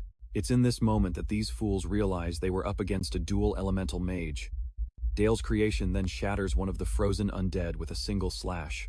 One of his opponents tries a sneak attack from his blind spot, but Dale's undead guardian instantly moves to intercept the blow. Thanks to the thick ice armor on its back, the attack does 0 damage. Hitting back, Dale's soldier smashes another monster with a clean strike. The same guy who was talking trash earlier suddenly starts yelling that our boy is a cheater for using the water element. The supposed top graduate chimes in, declaring that only necromancy magic should be allowed in this fight. A confident Dale replies that absolutely nothing in the rulebook says he can't reinforce his monsters with different kinds of magic. No one has disqualified him yet, which confirms that Eris is fine with his use of the water attribute. Cornered by his own logic, the loser and his buddies command all 3 of their remaining soldiers to attack Dale at once. By having so many attack at a single point, their plan is to overwhelm the young master with sheer force of numbers. Unfortunately for Dale, he can't use any artifacts here, so he has to think fast before the zombies rip him to shreds. Deciding on his only real option, the young master charges into battle himself, dashing past all 3 zombies. He then sets his sights on another one, holding a sword, and effortlessly dodges its first swing. After pinning the blade, Dale channels dark magic into his fist and lands a crushing blow on the creature's arm. This move frees the sword, which he then uses to dice the creature into pieces. The other contestants are speechless. They just watched a mere kid chop up a towering giant like it was nothing. Dale even reinforces the bone sword with his magic to boost its durability. Holding his newly upgraded weapon, he scans for his next target. An undead soldier slams the ground but misses the young master, who leaps right on top of it for a devastating aerial attack, putting everything he has into the strike. Dale absolutely skewers the thing. You should have seen the look on its summoner's face, who was completely humiliated now that both his soldiers were destroyed. With their summons gone, Dale easily rushes the now defenseless candidates, landing clean hits and knocking them all out. At last, only the blonde punk is left cornered by a child who is not only a dual mage, but also a skilled swordsman. Our boy clearly enjoys raising his sword just moments away from taking him down. The guy actually starts begging the young master for mercy, but our boy couldn't care less, especially since the trial lets him win without actually killing anyone. The flat of the sword smacks him on the head, leaving a huge welt as he crumples. With the entire arena cleared, Dale has eliminated every single opponent and earned 60 life points all by himself. He glances at the audience, challenging them to watch his every move as he continues to dominate the trial. The second floor's objective is to defeat guardian monsters called the flesh golems. These are nasty creatures that tower over contestants and have incredibly tough bodies. Normally at this stage, the remaining survivors would work together to take down the floor's boss. Except there's one small issue. Our boy has already knocked them all out. Now he's facing a one-on-one fight with Gorlock the Destroyer, a completely different situation than the first round. At this point, our boy could openly wield every kind of magic available to him. He couldn't use artifacts yet, but frankly he didn't even need them. The golem was just moments away from crushing him, but our young master decided it was the perfect time to test the limits of his newfound third circle powers. A single punch sent a shockwave that blew the arena apart. The ugly golem actually cracked a smile, thinking it had won, but that victory grin quickly turned to horror, as its hand was suddenly engulfed in violet flames. While the golem stood there confused, our 10-year-old master unleashed his latest trick, Accelerated Decay. Both the Duke and Heiress were stunned by Dale's choice of spell. He could have just shattered the golem's arm, but instead, he chose to let it rot away. Thinking to himself, Dale recalled that back in his hero days as Hansung, his go-to strategy against monsters was basically biochemical warfare. Soon enough, the creature dissolved into a useless puddle of goo. The golem was finished. It was the same principle of biochemical warfare, triggered by a single point of contact. And just like that, it became a key part of his dark magic arsenal. Well, Dale ended up acing the test in record time, clearing all 10 stages and setting a new benchmark. His reward was a well-deserved 4-day break before the 11th trial. As for everyone else, all the losers who'd failed now had to compete again. They were forced into a repêche round, where 59 candidates would fight to reclaim their spots. Later that night, Dale was just spacing out, staring into a fountain when his teacher Sophia appeared out of nowhere. She congratulated him on his amazing performance, but he gave her all the credit for his success. A confession that made her swell with pride. But get a load of the audacity on this kid, he actually asked his own teacher out on a date. The elf was completely flustered by his charm. What he really wanted was for her to go with him to the city festival. Sophia agreed to his request, and as he celebrated internally, her cheeks turned a shade of pink from his bold invitation. She was left wondering if the kid even knew what a date was. Meanwhile, our boy was inwardly smirking, fully aware that he had just completely short-circuited her brain. Off they went to the festival in the City of the Dead. Sophia and Dale strolled alongside each other, with the young master looking surprisingly refreshed, despite his grueling ordeal. He was definitely making the most of the 3 days of downtime he'd earned. After walking in comfortable silence for a bit, Dale and Sophia found themselves gazing up at the gorgeous full moon. And as a little fun fact in Japanese culture, saying the moon is beautiful is a poetic way to say, I love you. Our young master was struggling to make conversation with his teacher, yet at the same time he felt completely at ease. He'd always felt safe when she was around. After all, she was the only one who had believed in him from the very beginning. Deep down, a part of him yearned to be even closer to her. I don't know about you guys, but damn, this whole thing is taking a very unexpected turn. Before Dale broke through to the third circle, he had been meditating on his teacher's guidance. In order to confront his inner world, the only way forward was to push past the overflowing mana limits of his second circle. He could only tap into the power of the third circle after enduring the agony of his mana going berserk, which had always been a major roadblock for our boy. The pain of betrayal was a constant memory, but then he found himself transported to a blank void of icy white. This was Hansung experiencing his true inner world through meditation. It was a world of pure consciousness, where he had to confront his deepest fears. His inner world had always been a barren wasteland, a hollow domain where no one could ever reach him. Sophia was the first person to ever truly connect with him on that deeper level. Our boy went right ahead and called her the light of his world. This 10-year-old's riz is just off the charts at this point. And in a shocking turn of events, Dale actually confessed his feelings for his master. That's right, unlike all those other stories where the main character takes a billion years to confess, this kid just went for it in a single chapter. Sophia was genuinely taken aback by what he was implying, but this boy was doubling down, repeating exactly what he'd said. He stressed that he truly, genuinely liked her. The elf, however, interpreted it as a sweet, affectionate gesture, and just hugged him, seeing it as a student's adoration for their teacher. So she returned his affection in kind. It's hilarious because in his mind, our boy was absolutely loving the cheat codes that came with his second life. After a few more days, his break was finally over. Dale arrived at the 11th trial looking completely winded. The absolutely wild part is that this dude was 100% serious when he said he loved her, like in a real romantic way. It secretly ticked him off that she'd brushed it off as a childish crush. Putting his romantic drama aside, Dale focused on the trial ahead. He was now in a one-on-one duel. This time our young master's opponent was a third circle mage named Albert Rosenheim, and he had no intention of going easy on some kid. The best part about this stage, artifacts were now fair game. That included all kinds of mage strategies too. The safety necklaces wouldn't protect anyone this time around, as all restrictions had been lifted. Our boy planned on absolutely crushing anyone who stood in his path. The duel began, and Albert immediately unleashed a point-blank explosion. He smugly reminded the young master that he wasn't some amateur like the others Dale had faced. His next attack was a barrage of shadow arrows. This whole thing really gives me Gate of Babylon vibes from Gilgamesh in the Fate series. Anyway, our boy was completely unscathed, all thanks to his fancy pants cloak. But those arrows were still a major problem. Albert let them loose like explosive cluster bombs, tearing the arena to shreds. Meanwhile, Dale leaped back to dodge them all, creating just enough distance to stay out of harm's way. The thing is, this dude had clearly broken the rules. He'd launched his first attack the very second the duel began. But the fact that neither Eris, nor any of the other judges intervened, proved they were more interested in seeing what our young master was truly capable of. This was a big part of the reason he despised mages like this. Albert, acting like some kind of Genghis Khan, loved being in control and summoned his undead creations. The guy launched into this edgy monologue acting like he'd just summoned Barrow or something, and even Dale couldn't help but cringe at the sheer melodrama of it all. But this guy wasn't just some chump. His minions moved fast, cornering Dale with a barrage of attacks. Channeling his inner B-list anime villain, Albert was clearly enjoying forcing Dale to constantly dodge without any chance to counter. However, our kid timed a few spells perfectly, taking out all three goons at once. Albert, completely unimpressed, just scoffed and called him trash. He had secretly planted a trap in his zombies, a spell known as Corpse Explosion, causing the soldiers to detonate in a burst of purple energy. The blast sent our young master flying, and this grown adult had the nerve to declare a shameful victory over a 10-year-old. His celebration was cut short when he realized Dale had completely vanished, leaving only the sound of his voice behind. A voice called him pathetic for cheating against a child, and as he searched around helplessly, Dale slipped away into the shadows. Reappearing from behind, Dale commented on Albert's confusion, and even praised the third circle mage for his sneak attack, one he dodged using ghost form. Our boy confidently declared that a cheap trick like that wouldn't be enough to beat him.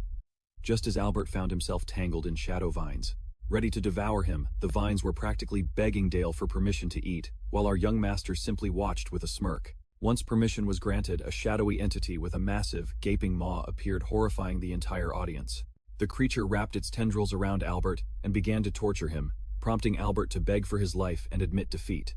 With him knocked unconscious, Dale was officially named the victor of the match. He left the arena eagerly awaiting his next opponent. His future opponents were so terrified that they immediately forfeited. From the third round on, Dale scored easy wins without having to fight at all. Every single one of them withdrew from their matches except for the very last one. Throughout the trial, our young master had honed his skills through 3 circles of magic. By the time he hit the 20th floor, he finally met an impressive foe, the most charismatic undead on the planet. The Headless Horseman, a creature that was actually a creation of one of the tower's elders, was a powerful being unlike anything our kid had ever faced. In fact, he was hyped up as an opponent that even our young master couldn't defeat, but Dale has always loved a good plot twist, so he was excited to see what would happen. His immense dark power and absolute control over shadows terrified everyone. The very same Headless Horseman that challenged him was now on its knees, ready to serve its new master completely and utterly broken. Without applying any pressure, our young master watched as the knight was tormented by its inner conflict, until a phantom sword twisted in its chest, and it instantly took its own life. The battle was over. The knight simply couldn't bear the thought of betraying its original master, so it chose to self-destruct. Dale was so mesmerized by the spectacle that he completely missed the reaction from the crowd, who had all been shocked into silence. They had never witnessed a shadow creature behave that way, which was direct confirmation that this 10-year-old possessed power on par with a tower elder. Having proven his worth in the eyes of others, Dale walked back with his head held high. Those left behind wondered what he would do next. If he turned back now, it would mean he had reached his limit. But our young master never intended to finish the trial anyway. He had already accomplished his goal, and if he cleared this level, he'd have to face life-threatening monsters. And just like that, the final trial was over. When he stepped out, Duke Saxon and his son, along with everyone else, showed him the utmost respect. The mages treated the boy as an equal. Thanks to his overwhelming performance, Dale's very presence began to unify the northern territories. Elsewhere in the duchy, a knight was busy slaughtering monsters. The cavalry was fighting with all their might. Right after completing the tower trial, young Master Dale was put in command of an orc extermination squad. Leading a team was considered a complex task far beyond a 10-year-old's abilities, but no one ever doubted this kid. He was seen as the rightful heir who had reunited the forces of the North. This guy was acting like Jon Snow or something. After the mission, Dale returned to his father, revealing they had slaughtered nearly 150 orcs. As for casualties, there were none aside from minor injuries. The Duke, confused, asked if he had used magic to assist them, but Dale denied it. Instead, he gave full credit to the cavalry for defeating the monsters with their swords. Filled with pride, the Duke praised his son. Meanwhile, Commander Helmet was genuinely impressed by the 10-year-old's ability to command troops.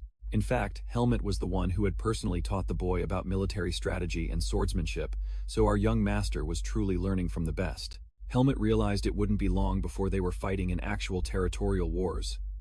The thought of these conflicts excited Dale, who wanted a new challenge for himself. It's been a while, so let's check in on Charlotte's progress. She's faster than ever, sparring with our boy, and the rapier user's precise strikes are hard to dodge. But Dale seizes the opportunity to counterattack. She manages to maintain her defense, as Dale overwhelms her with a flurry of attacks. Even during his direct assault, her sudden thrust caught him by surprise. Charlotte's fighting skills had improved by leaps and bounds, but she still felt she was inferior to him. He was now a third circle mage who had even cleared the 20th floor of the tower. Everyone was singing the young master's praises so much that even Charlotte was getting tired of hearing it. Dale just laughed and reassured the blonde lady that her time would come. She was destined to become stronger herself. In reality, she was already impressed by him because he was just so extraordinary for a normal 10-year-old kid. Charlotte gets offended, clearly not a fan of him talking to her like she's a child. Funnily enough, when Dale points out he's technically an adult now, she just blows it off as a joke. After training wraps up, our hero is sitting with his uncle, who starts breaking down a new strategy for him called the hammer and anvil.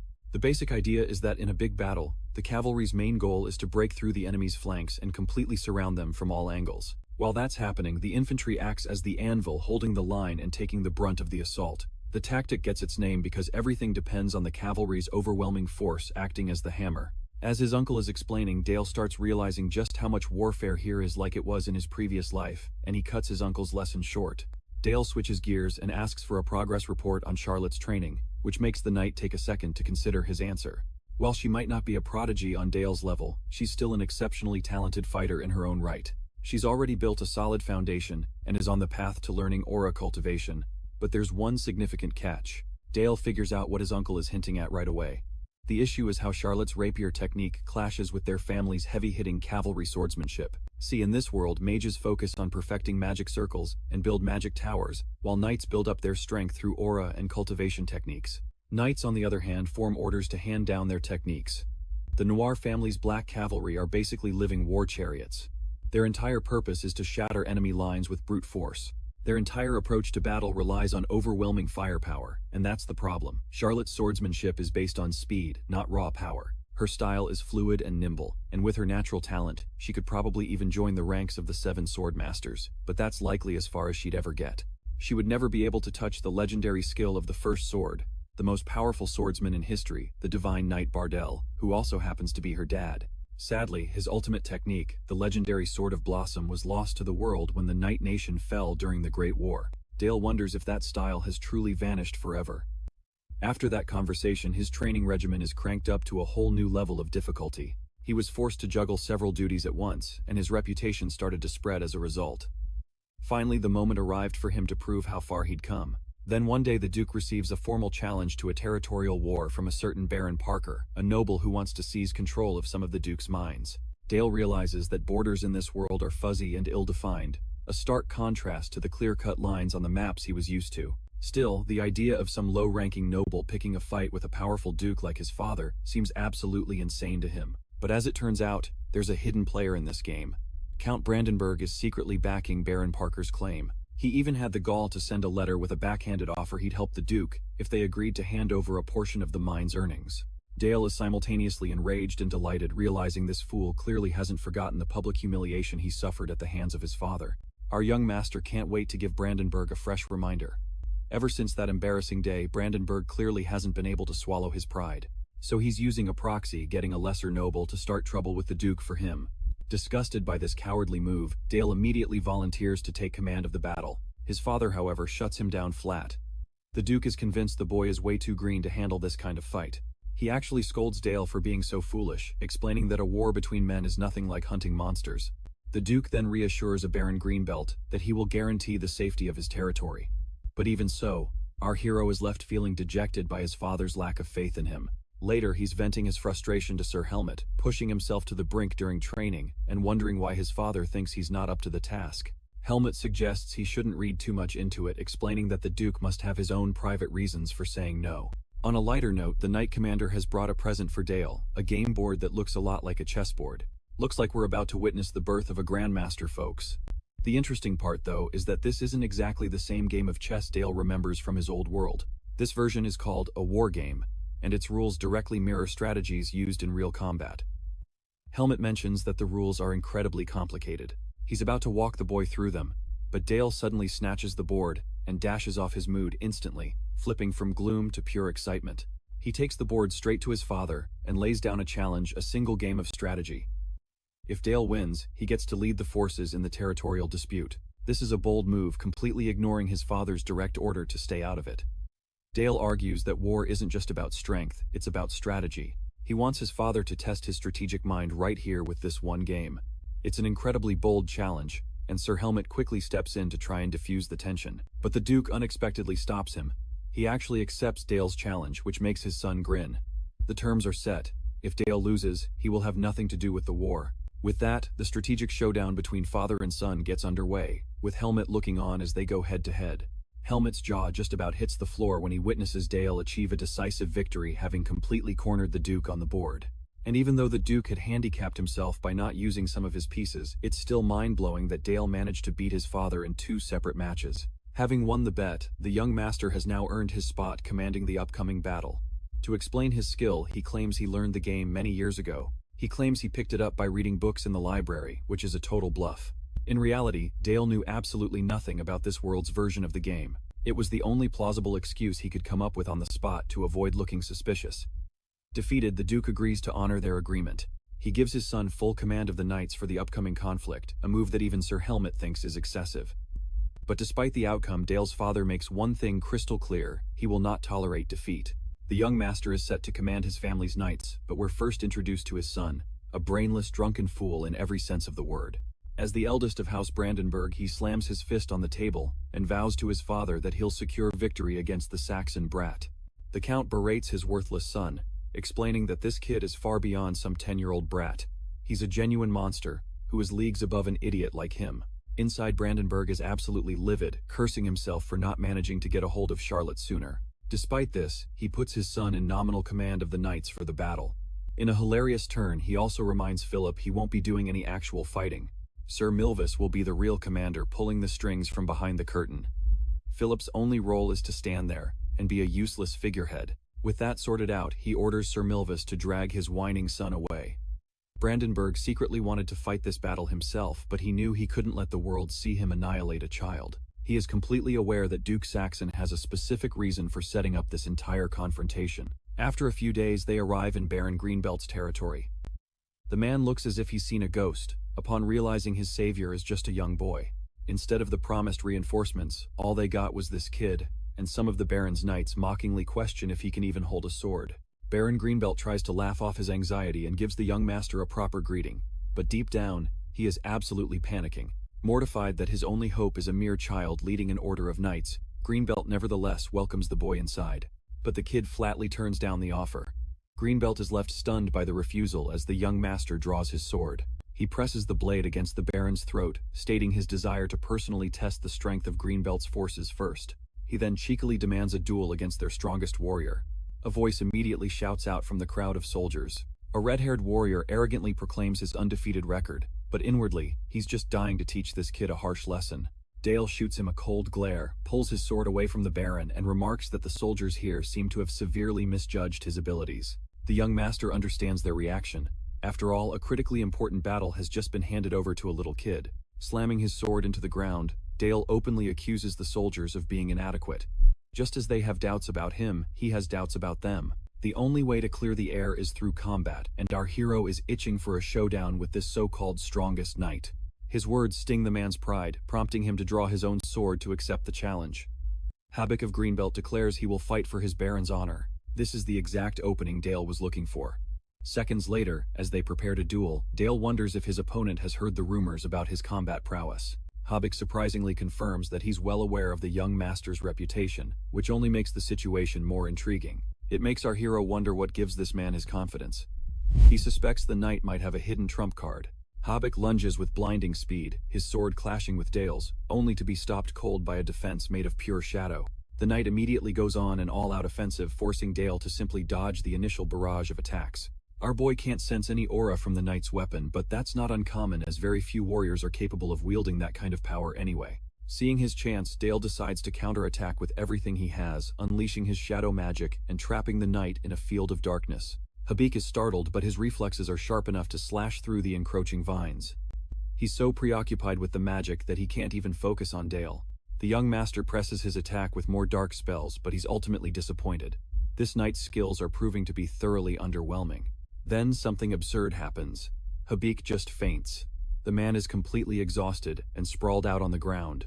Now it's Dale who is horrified, unable to process how their strongest knight could be so incredibly weak. Baron Greenbelt yells at our hero for taking out an elite knight just before the battle, but this comment sends our boy into a rage. Dale fires back, asking if the fool even understands how desperate his situation is. At their current strength, they wouldn't stand a chance in the upcoming fight. He asks if Greenbelt just plans to sit there and do nothing about it. The young master cannot even comprehend how an elite knight could be this pathetic. He reminds them that while the House of Saxon vows to protect its allies, it doesn't mean those allies can just abandon their own duties. With this realization, he announces that his family's knights will be taking command of Greenbelt's forces. He then gives the Baron a choice. The Baron can either submit to his leadership or choose his own destruction.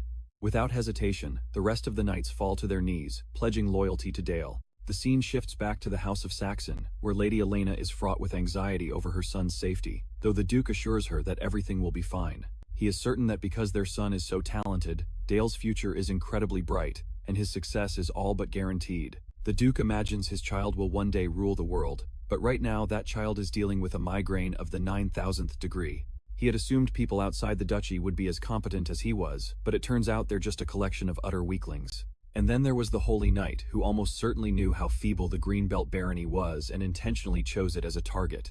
The next day, the elite knight Habik is seen carrying a giant boulder, begging for the training to end, but the Knights of Noir are nowhere near done with him. They are whipping these useless soldiers into a capable fighting unit for the coming battle, all while Habik does nothing but complain endlessly. Dale ordered Surveil to start from scratch with these clowns.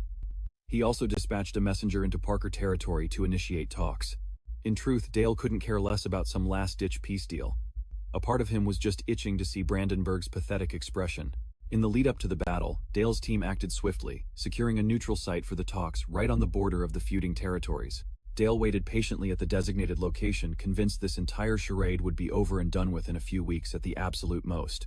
The Knight Order of St. Magdalena was already on a grueling march that had taken them across half the continent. Considering their dire supply situation, a preemptive attack was almost a certainty, as they'd be desperate to end the feud in one swift stroke.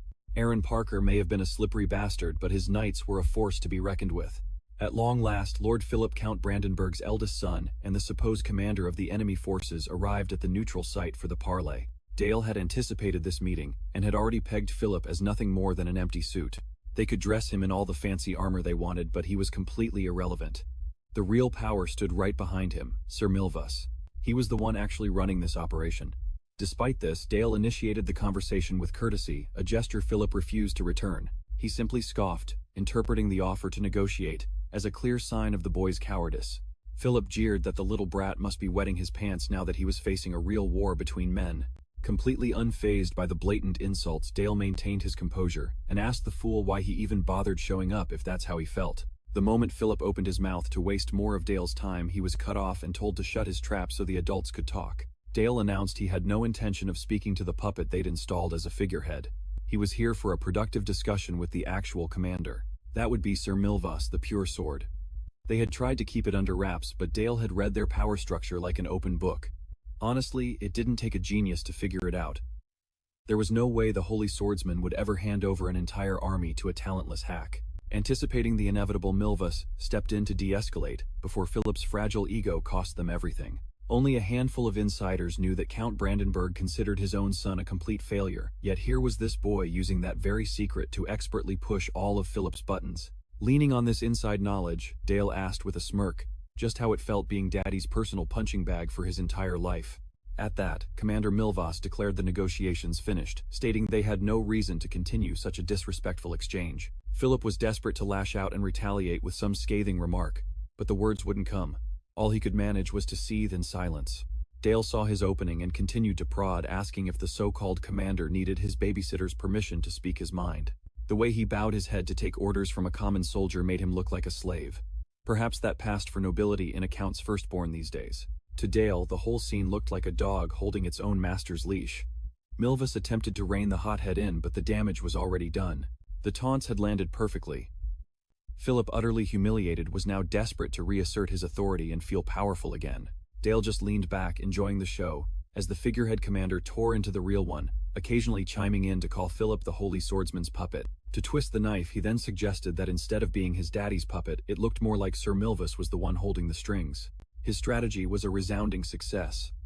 With nothing more than a few calculated words, Dale had completely fractured the enemy's chain of command. He never had any intention of negotiating in the first place.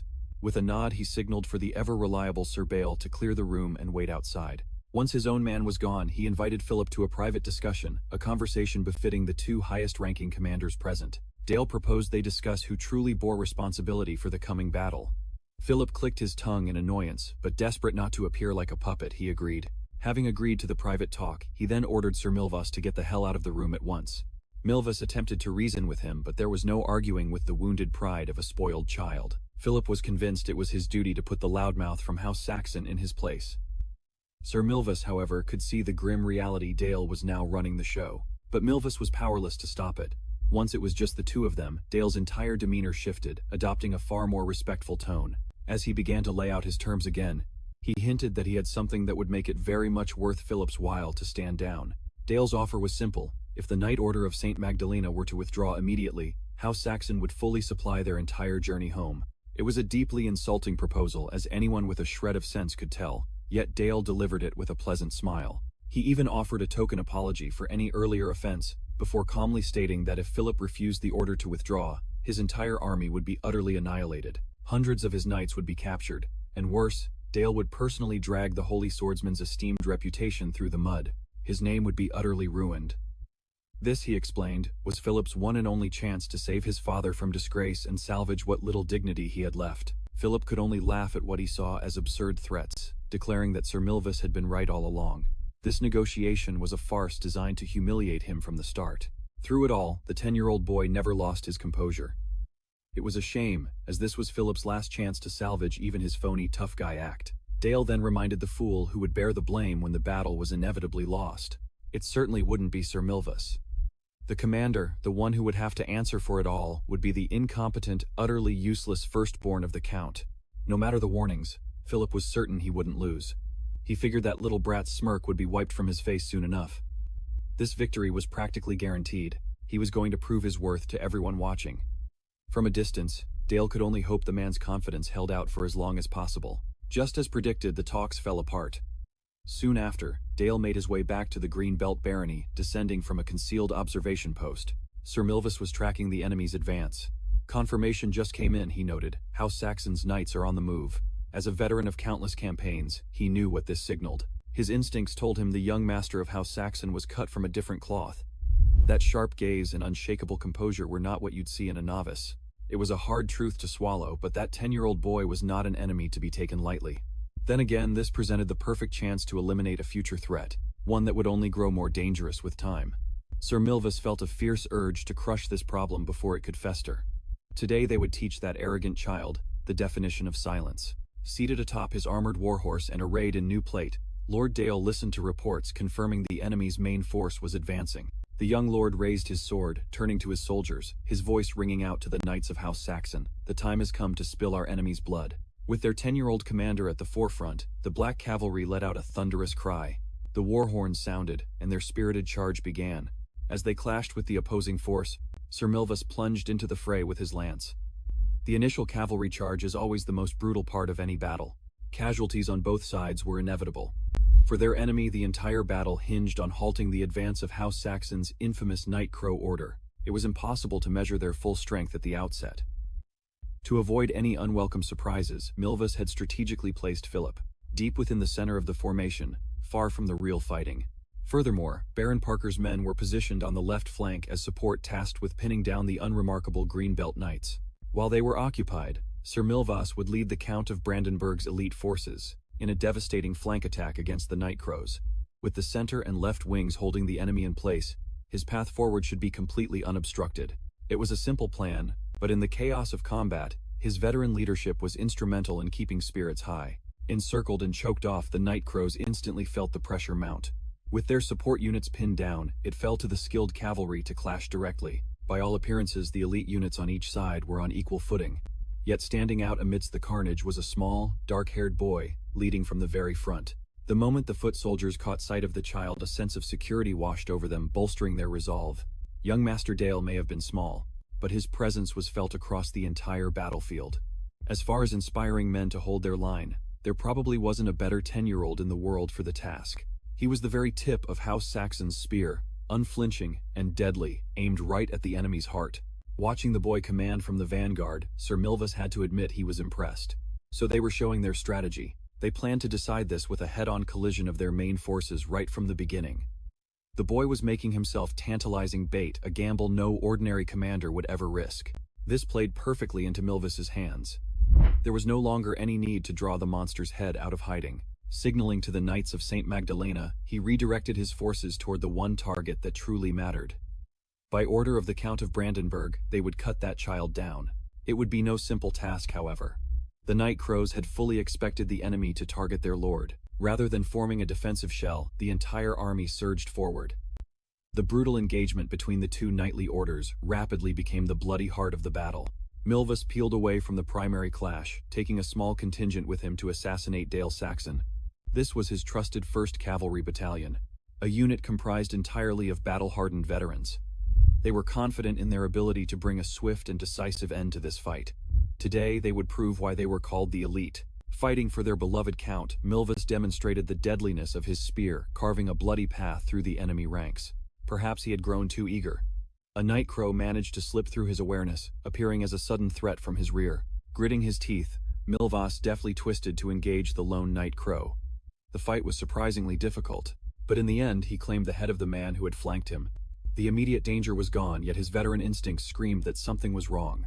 A quick scan of the battlefield confirmed they were handily pushing back the enemy's elite forces.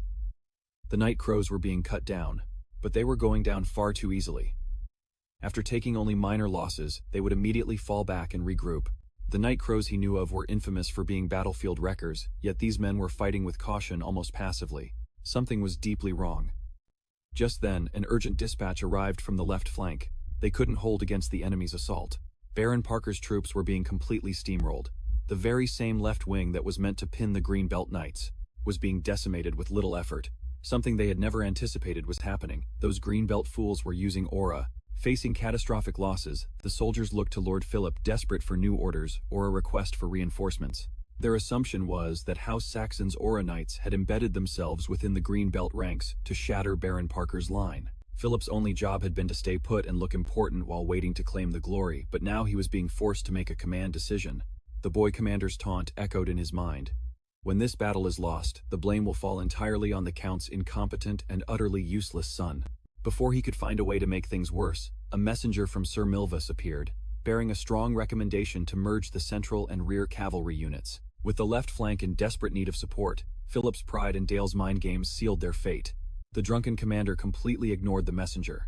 Instead of following Sir Milvus's logical plan, he demanded the entire rear cavalry be rerouted to his position, refusing to play by the book. He intended to smash the right flank instead. The sot believed that long before Baron Parker's left wing collapsed, he could and would kill that damned Saxon brat himself.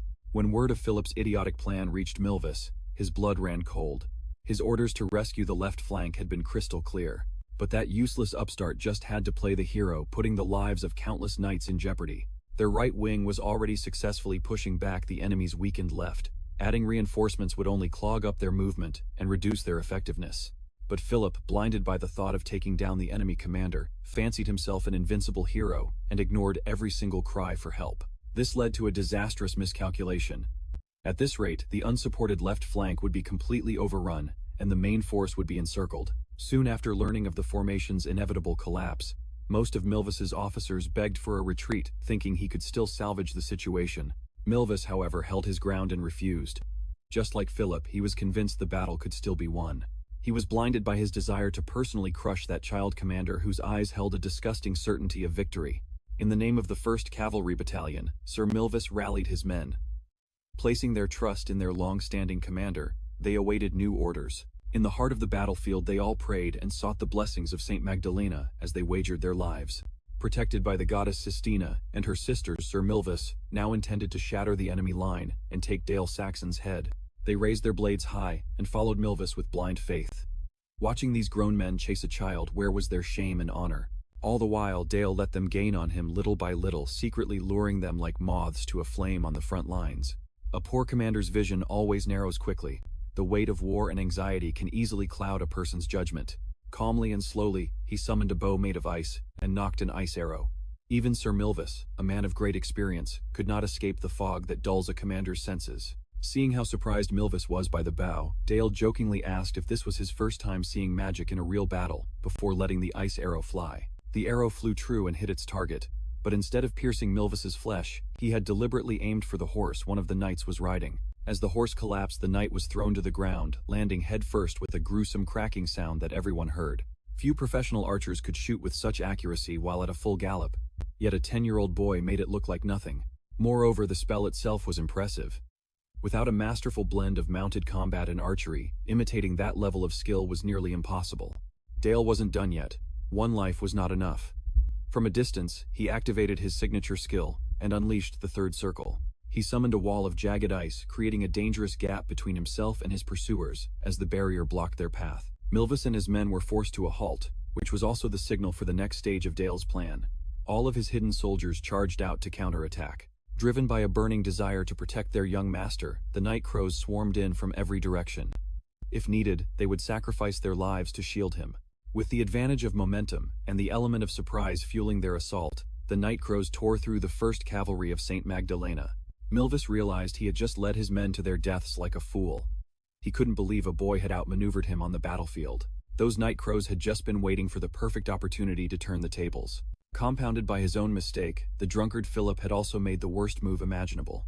That bastard was now getting more and more soldiers killed, as his actions had caused the central forces to become overextended on the right flank. The entire front line was now grotesquely distorted and unable to function as a unified force. Sir Milvis was left with only one choice. It was an equally reckless and high-risk option. With only his blade and his horse, he attempted to push through the wall of ice, the very thing that separated him from the Golden Boy. Though he might have made mistake after mistake, Milvis himself was still a formidable warrior. Facing Dale in a one-on-one duel, he truly believed he could turn the tide of war by slaying the commander. The boy just looked at him with a confident, smug smile. In the end, Sir Milvis was outplayed and defeated even in a duel. Before the sun had set, Milvis and the remnants of his cavalry were in chains and on their knees. The boy Dale Saxon looked so much larger now. Dale had only managed such a clean victory thanks to Milvis's bad habit of overestimating the power of his Oronites. The combat doctrines amassed by the knightly order of Saint Magdalena were sometimes their most fatal weakness. Dale could still remember the jailer who watched over him in his past life, the sword saint who led that very same knightly order. Whether he liked it or not, he had ended up observing a great deal about how the knightly order of Saint Magdalena operated. While imprisoned, he had come to know them like the back of his hand. Eventually, news arrived of Baron Greenbelt's victory on the other side of the battlefield. Word reached Dale that the left-wing commander Baron Parker had also been captured. Dale didn't hesitate to rub salt in Milvis's wound. He pointed out how Philip had botched everything from the start, allowing every piece of the trap to be perfectly set and sprung. He humbly added that the battlefield is chaotic, and no one can predict what will happen, but amid that recurring chaos, some people orchestrate their own destruction. They had only their own foolishness to blame for this. Following the grand traditions of the Empire, Dale offered to show mercy to any man who begged for his life, provided they could pay a few gold coins. But the 1st Cavalry was a notoriously proud unit. They immediately roared in protest, refusing to purchase their own lives. They bellowed that they would rather die than bow their heads. Since they insisted on that path, Dale simply snapped his fingers and one of the defiant cavalrymen fell dead without a sound. With that bloody example set, he turned his attention to Sir Milvis. Just as he'd predicted, Milvis lowered his head and bent a knee to the conqueror. The commander had surrendered even as his men seethed in dissent, but he didn't bow out of a fear of death. At his core, he was a soldier, and to die on the battlefield was the highest honor. No, Milvis chose to survive this disaster for one reason: to warn the world just how truly dangerous Dale Saxon was. In an act he saw as self-preservation, he ordered his men to submit to the victor.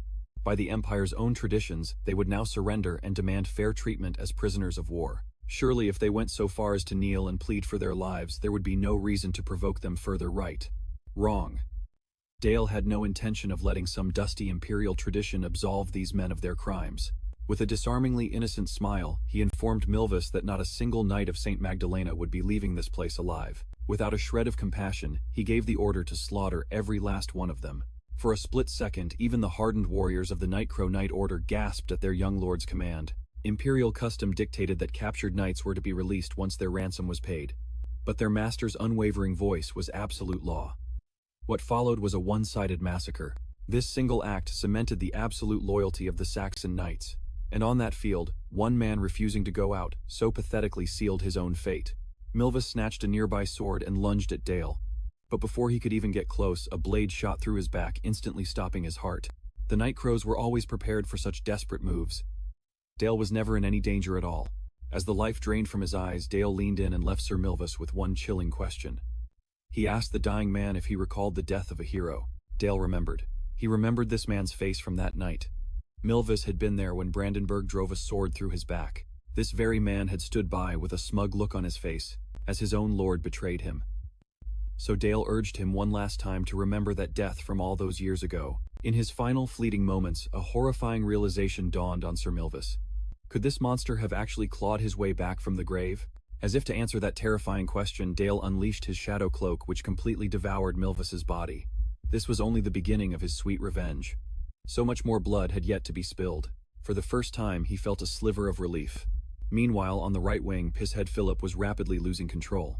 The soldiers he'd strong-armed into following him were being cut down like wheat. By the time he snapped out of his panic, the battle was already hopelessly lost. His cavalry had been completely annihilated, and a messenger had just confirmed that Sir Milvis and the Oronites were all dead. The left wing had been breached and had collapsed long before. The Black Cavalry now had his main force completely surrounded. He couldn't get that kid's mocking smile out of his head. While Philip was in the middle of a full-blown mental breakdown, his officers were desperately pleading with him to make a call. Any call at all would have been better than nothing. To lose and die like sitting ducks was the ultimate shame for a knight. But instead of scrambling for some last-ditch escape plan, Philip declared that he would fight to the bitter end like a true knight of the order. His officers frantically warned him that such a path would only lead to their certain annihilation. With a trembling voice, he commanded the final charge. But Pisshead Philip was so despised by his own men that one of them simply turned and ran the incompetent commander through with his own sword. If the traitor had known this was how it would end, he would have drunk more wine, he would have held his lover a little longer. He'd always wanted to die of old age in a warm bed, not on some godforsaken battlefield. He wasn't made for this kind of life. Back in the woods where the massacre was now over, the Nightcrows erupted in cheers for their young commander. Everything had unfolded exactly as Dale had planned. They had even captured Philip alive, dragging him before Dale to answer for his catastrophic failure.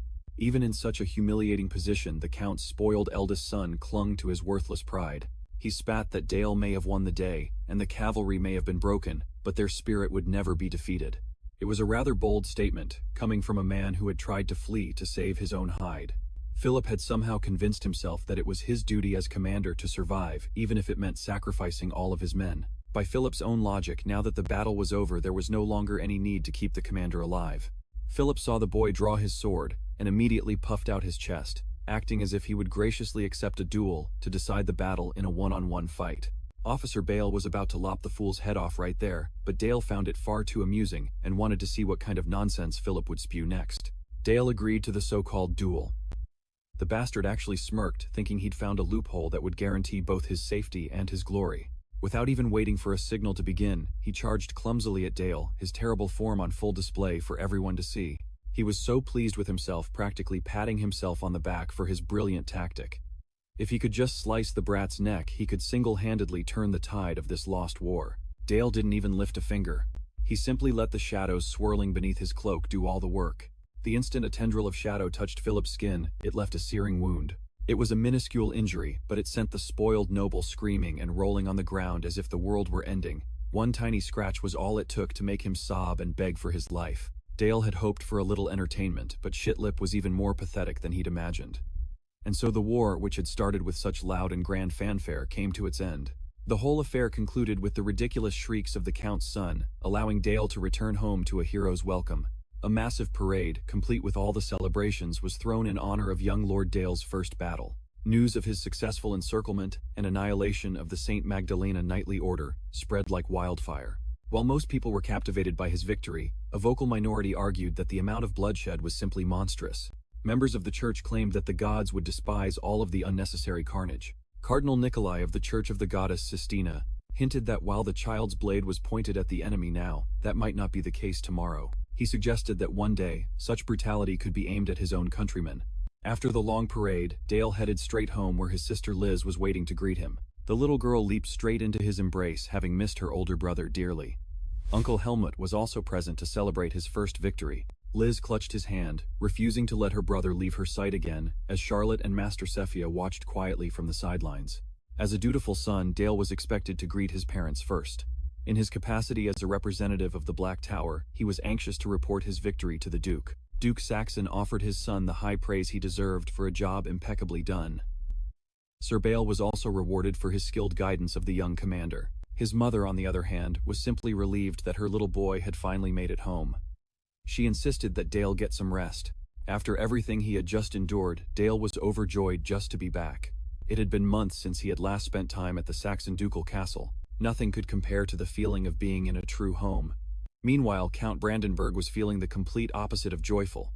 Instead of a hero's welcome for a victorious army, only 2 maimed knights returned, and his goddamn incompetent son was nowhere to be found. With fear in their voices, they reported what had transpired: the utter defeat of the St. Magdalena Knights, the death of Sir Milvas, and the capture of young Lord Philip. They reluctantly explained to the Count that Dale Saxon was demanding an astronomical ransom for the safe return of young Philip. In short, these two had suffered a crushing defeat and had shamelessly fled to save their own lives. The Sword Saint was not amused. If there was one thing he detested, it was wretched deserters. To vent his fury, Brandenburg gave an order regarding the survivors. They were to be hauled down to the basement dungeons, where they could beg for the sweet mercy of death. This battle would later be called the Black and White Turning Point. The retellings of the event were of course greatly exaggerated. After that day, Dale, who showed his enemies no compassion, became known as the Black Young Lord. By his 11th birthday, his name was known far and wide. This year, his father wanted to give his devoted son a very special gift. At the official birthday ceremony, he was to be formally appointed as the Viscount of the Saxon Duchy. The position of Viscount allowed one to wield power as a direct representative of the Lord. With this title, his father was essentially giving him complete freedom to act. It put him on par with the head of the family itself. With the utmost respect, he expressed his gratitude to his father. It may have been a bit sudden, but he wanted to use his new authority as Viscount for something specific he had in mind. People were spreading tales of his cruelty. The accusations claimed he left no prisoners alive. Some malicious gossips even spun stories that the knights were armed with nothing but faith in the goddess. They were portrayed as mere victims of his inhumane methods. The church was already making moves behind the scenes to address the situation. He wished to request permission to set out on a pilgrimage to the Sistina theocracy. There, he could personally confront the very reputation he had built for himself. Naturally, the Duke was skeptical. He had little faith in his son's idea. To be blunt, he couldn't comprehend why the boy would want to do such a thing. As far as he was concerned, fear was an incredible asset that was worth more than anything else. Yet Dale wanted to dismantle his own infamous reputation to win favor with the church. He was convinced that the religious faction was a relationship worth pursuing. Besides, he had a few other plans up his sleeve. Just like the Godfather, he was going to make them an offer they couldn't refuse. On a related note, he planned to acquire the forbidden grimoires held within the church. This had all started a few days prior. Dale had been disturbed by an uncomfortable sensation in his chest. In his sleep, he dreamt of a skeletal ghost that demanded to be remembered. It was a horrific embodiment of his past life, and it refused to be forgotten. It was a stark reminder of death.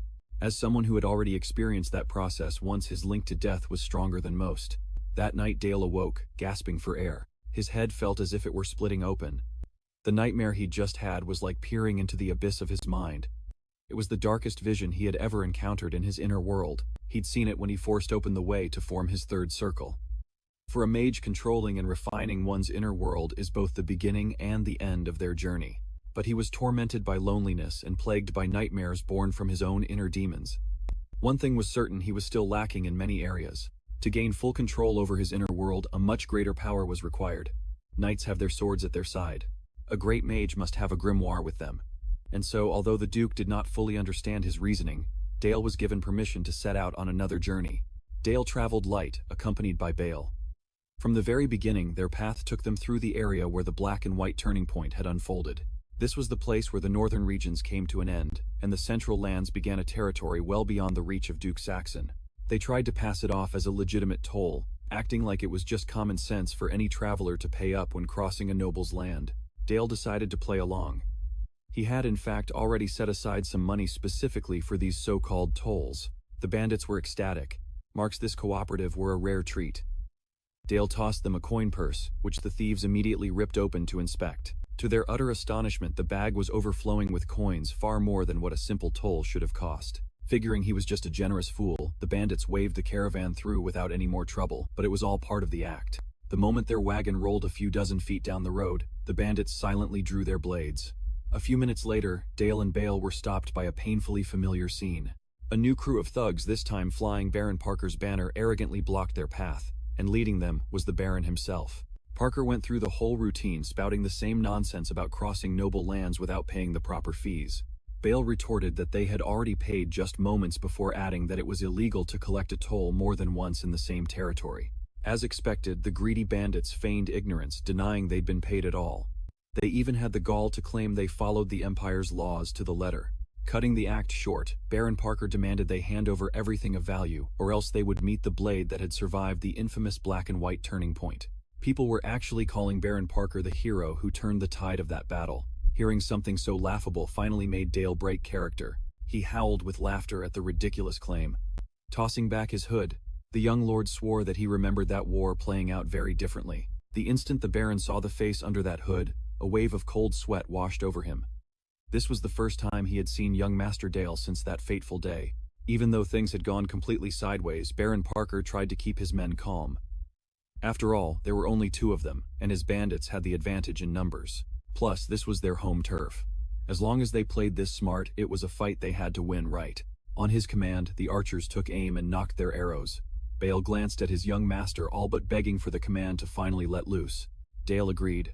The charade was over. It seemed Baron Parker needed a painful reminder of what really happened in that war.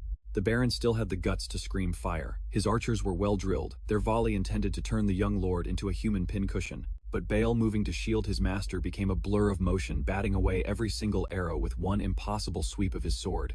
Now that his master had given the signal, he was free to unleash his overwhelming aura and strike back. The archers were still gaping, trying to comprehend what had just happened to their volley.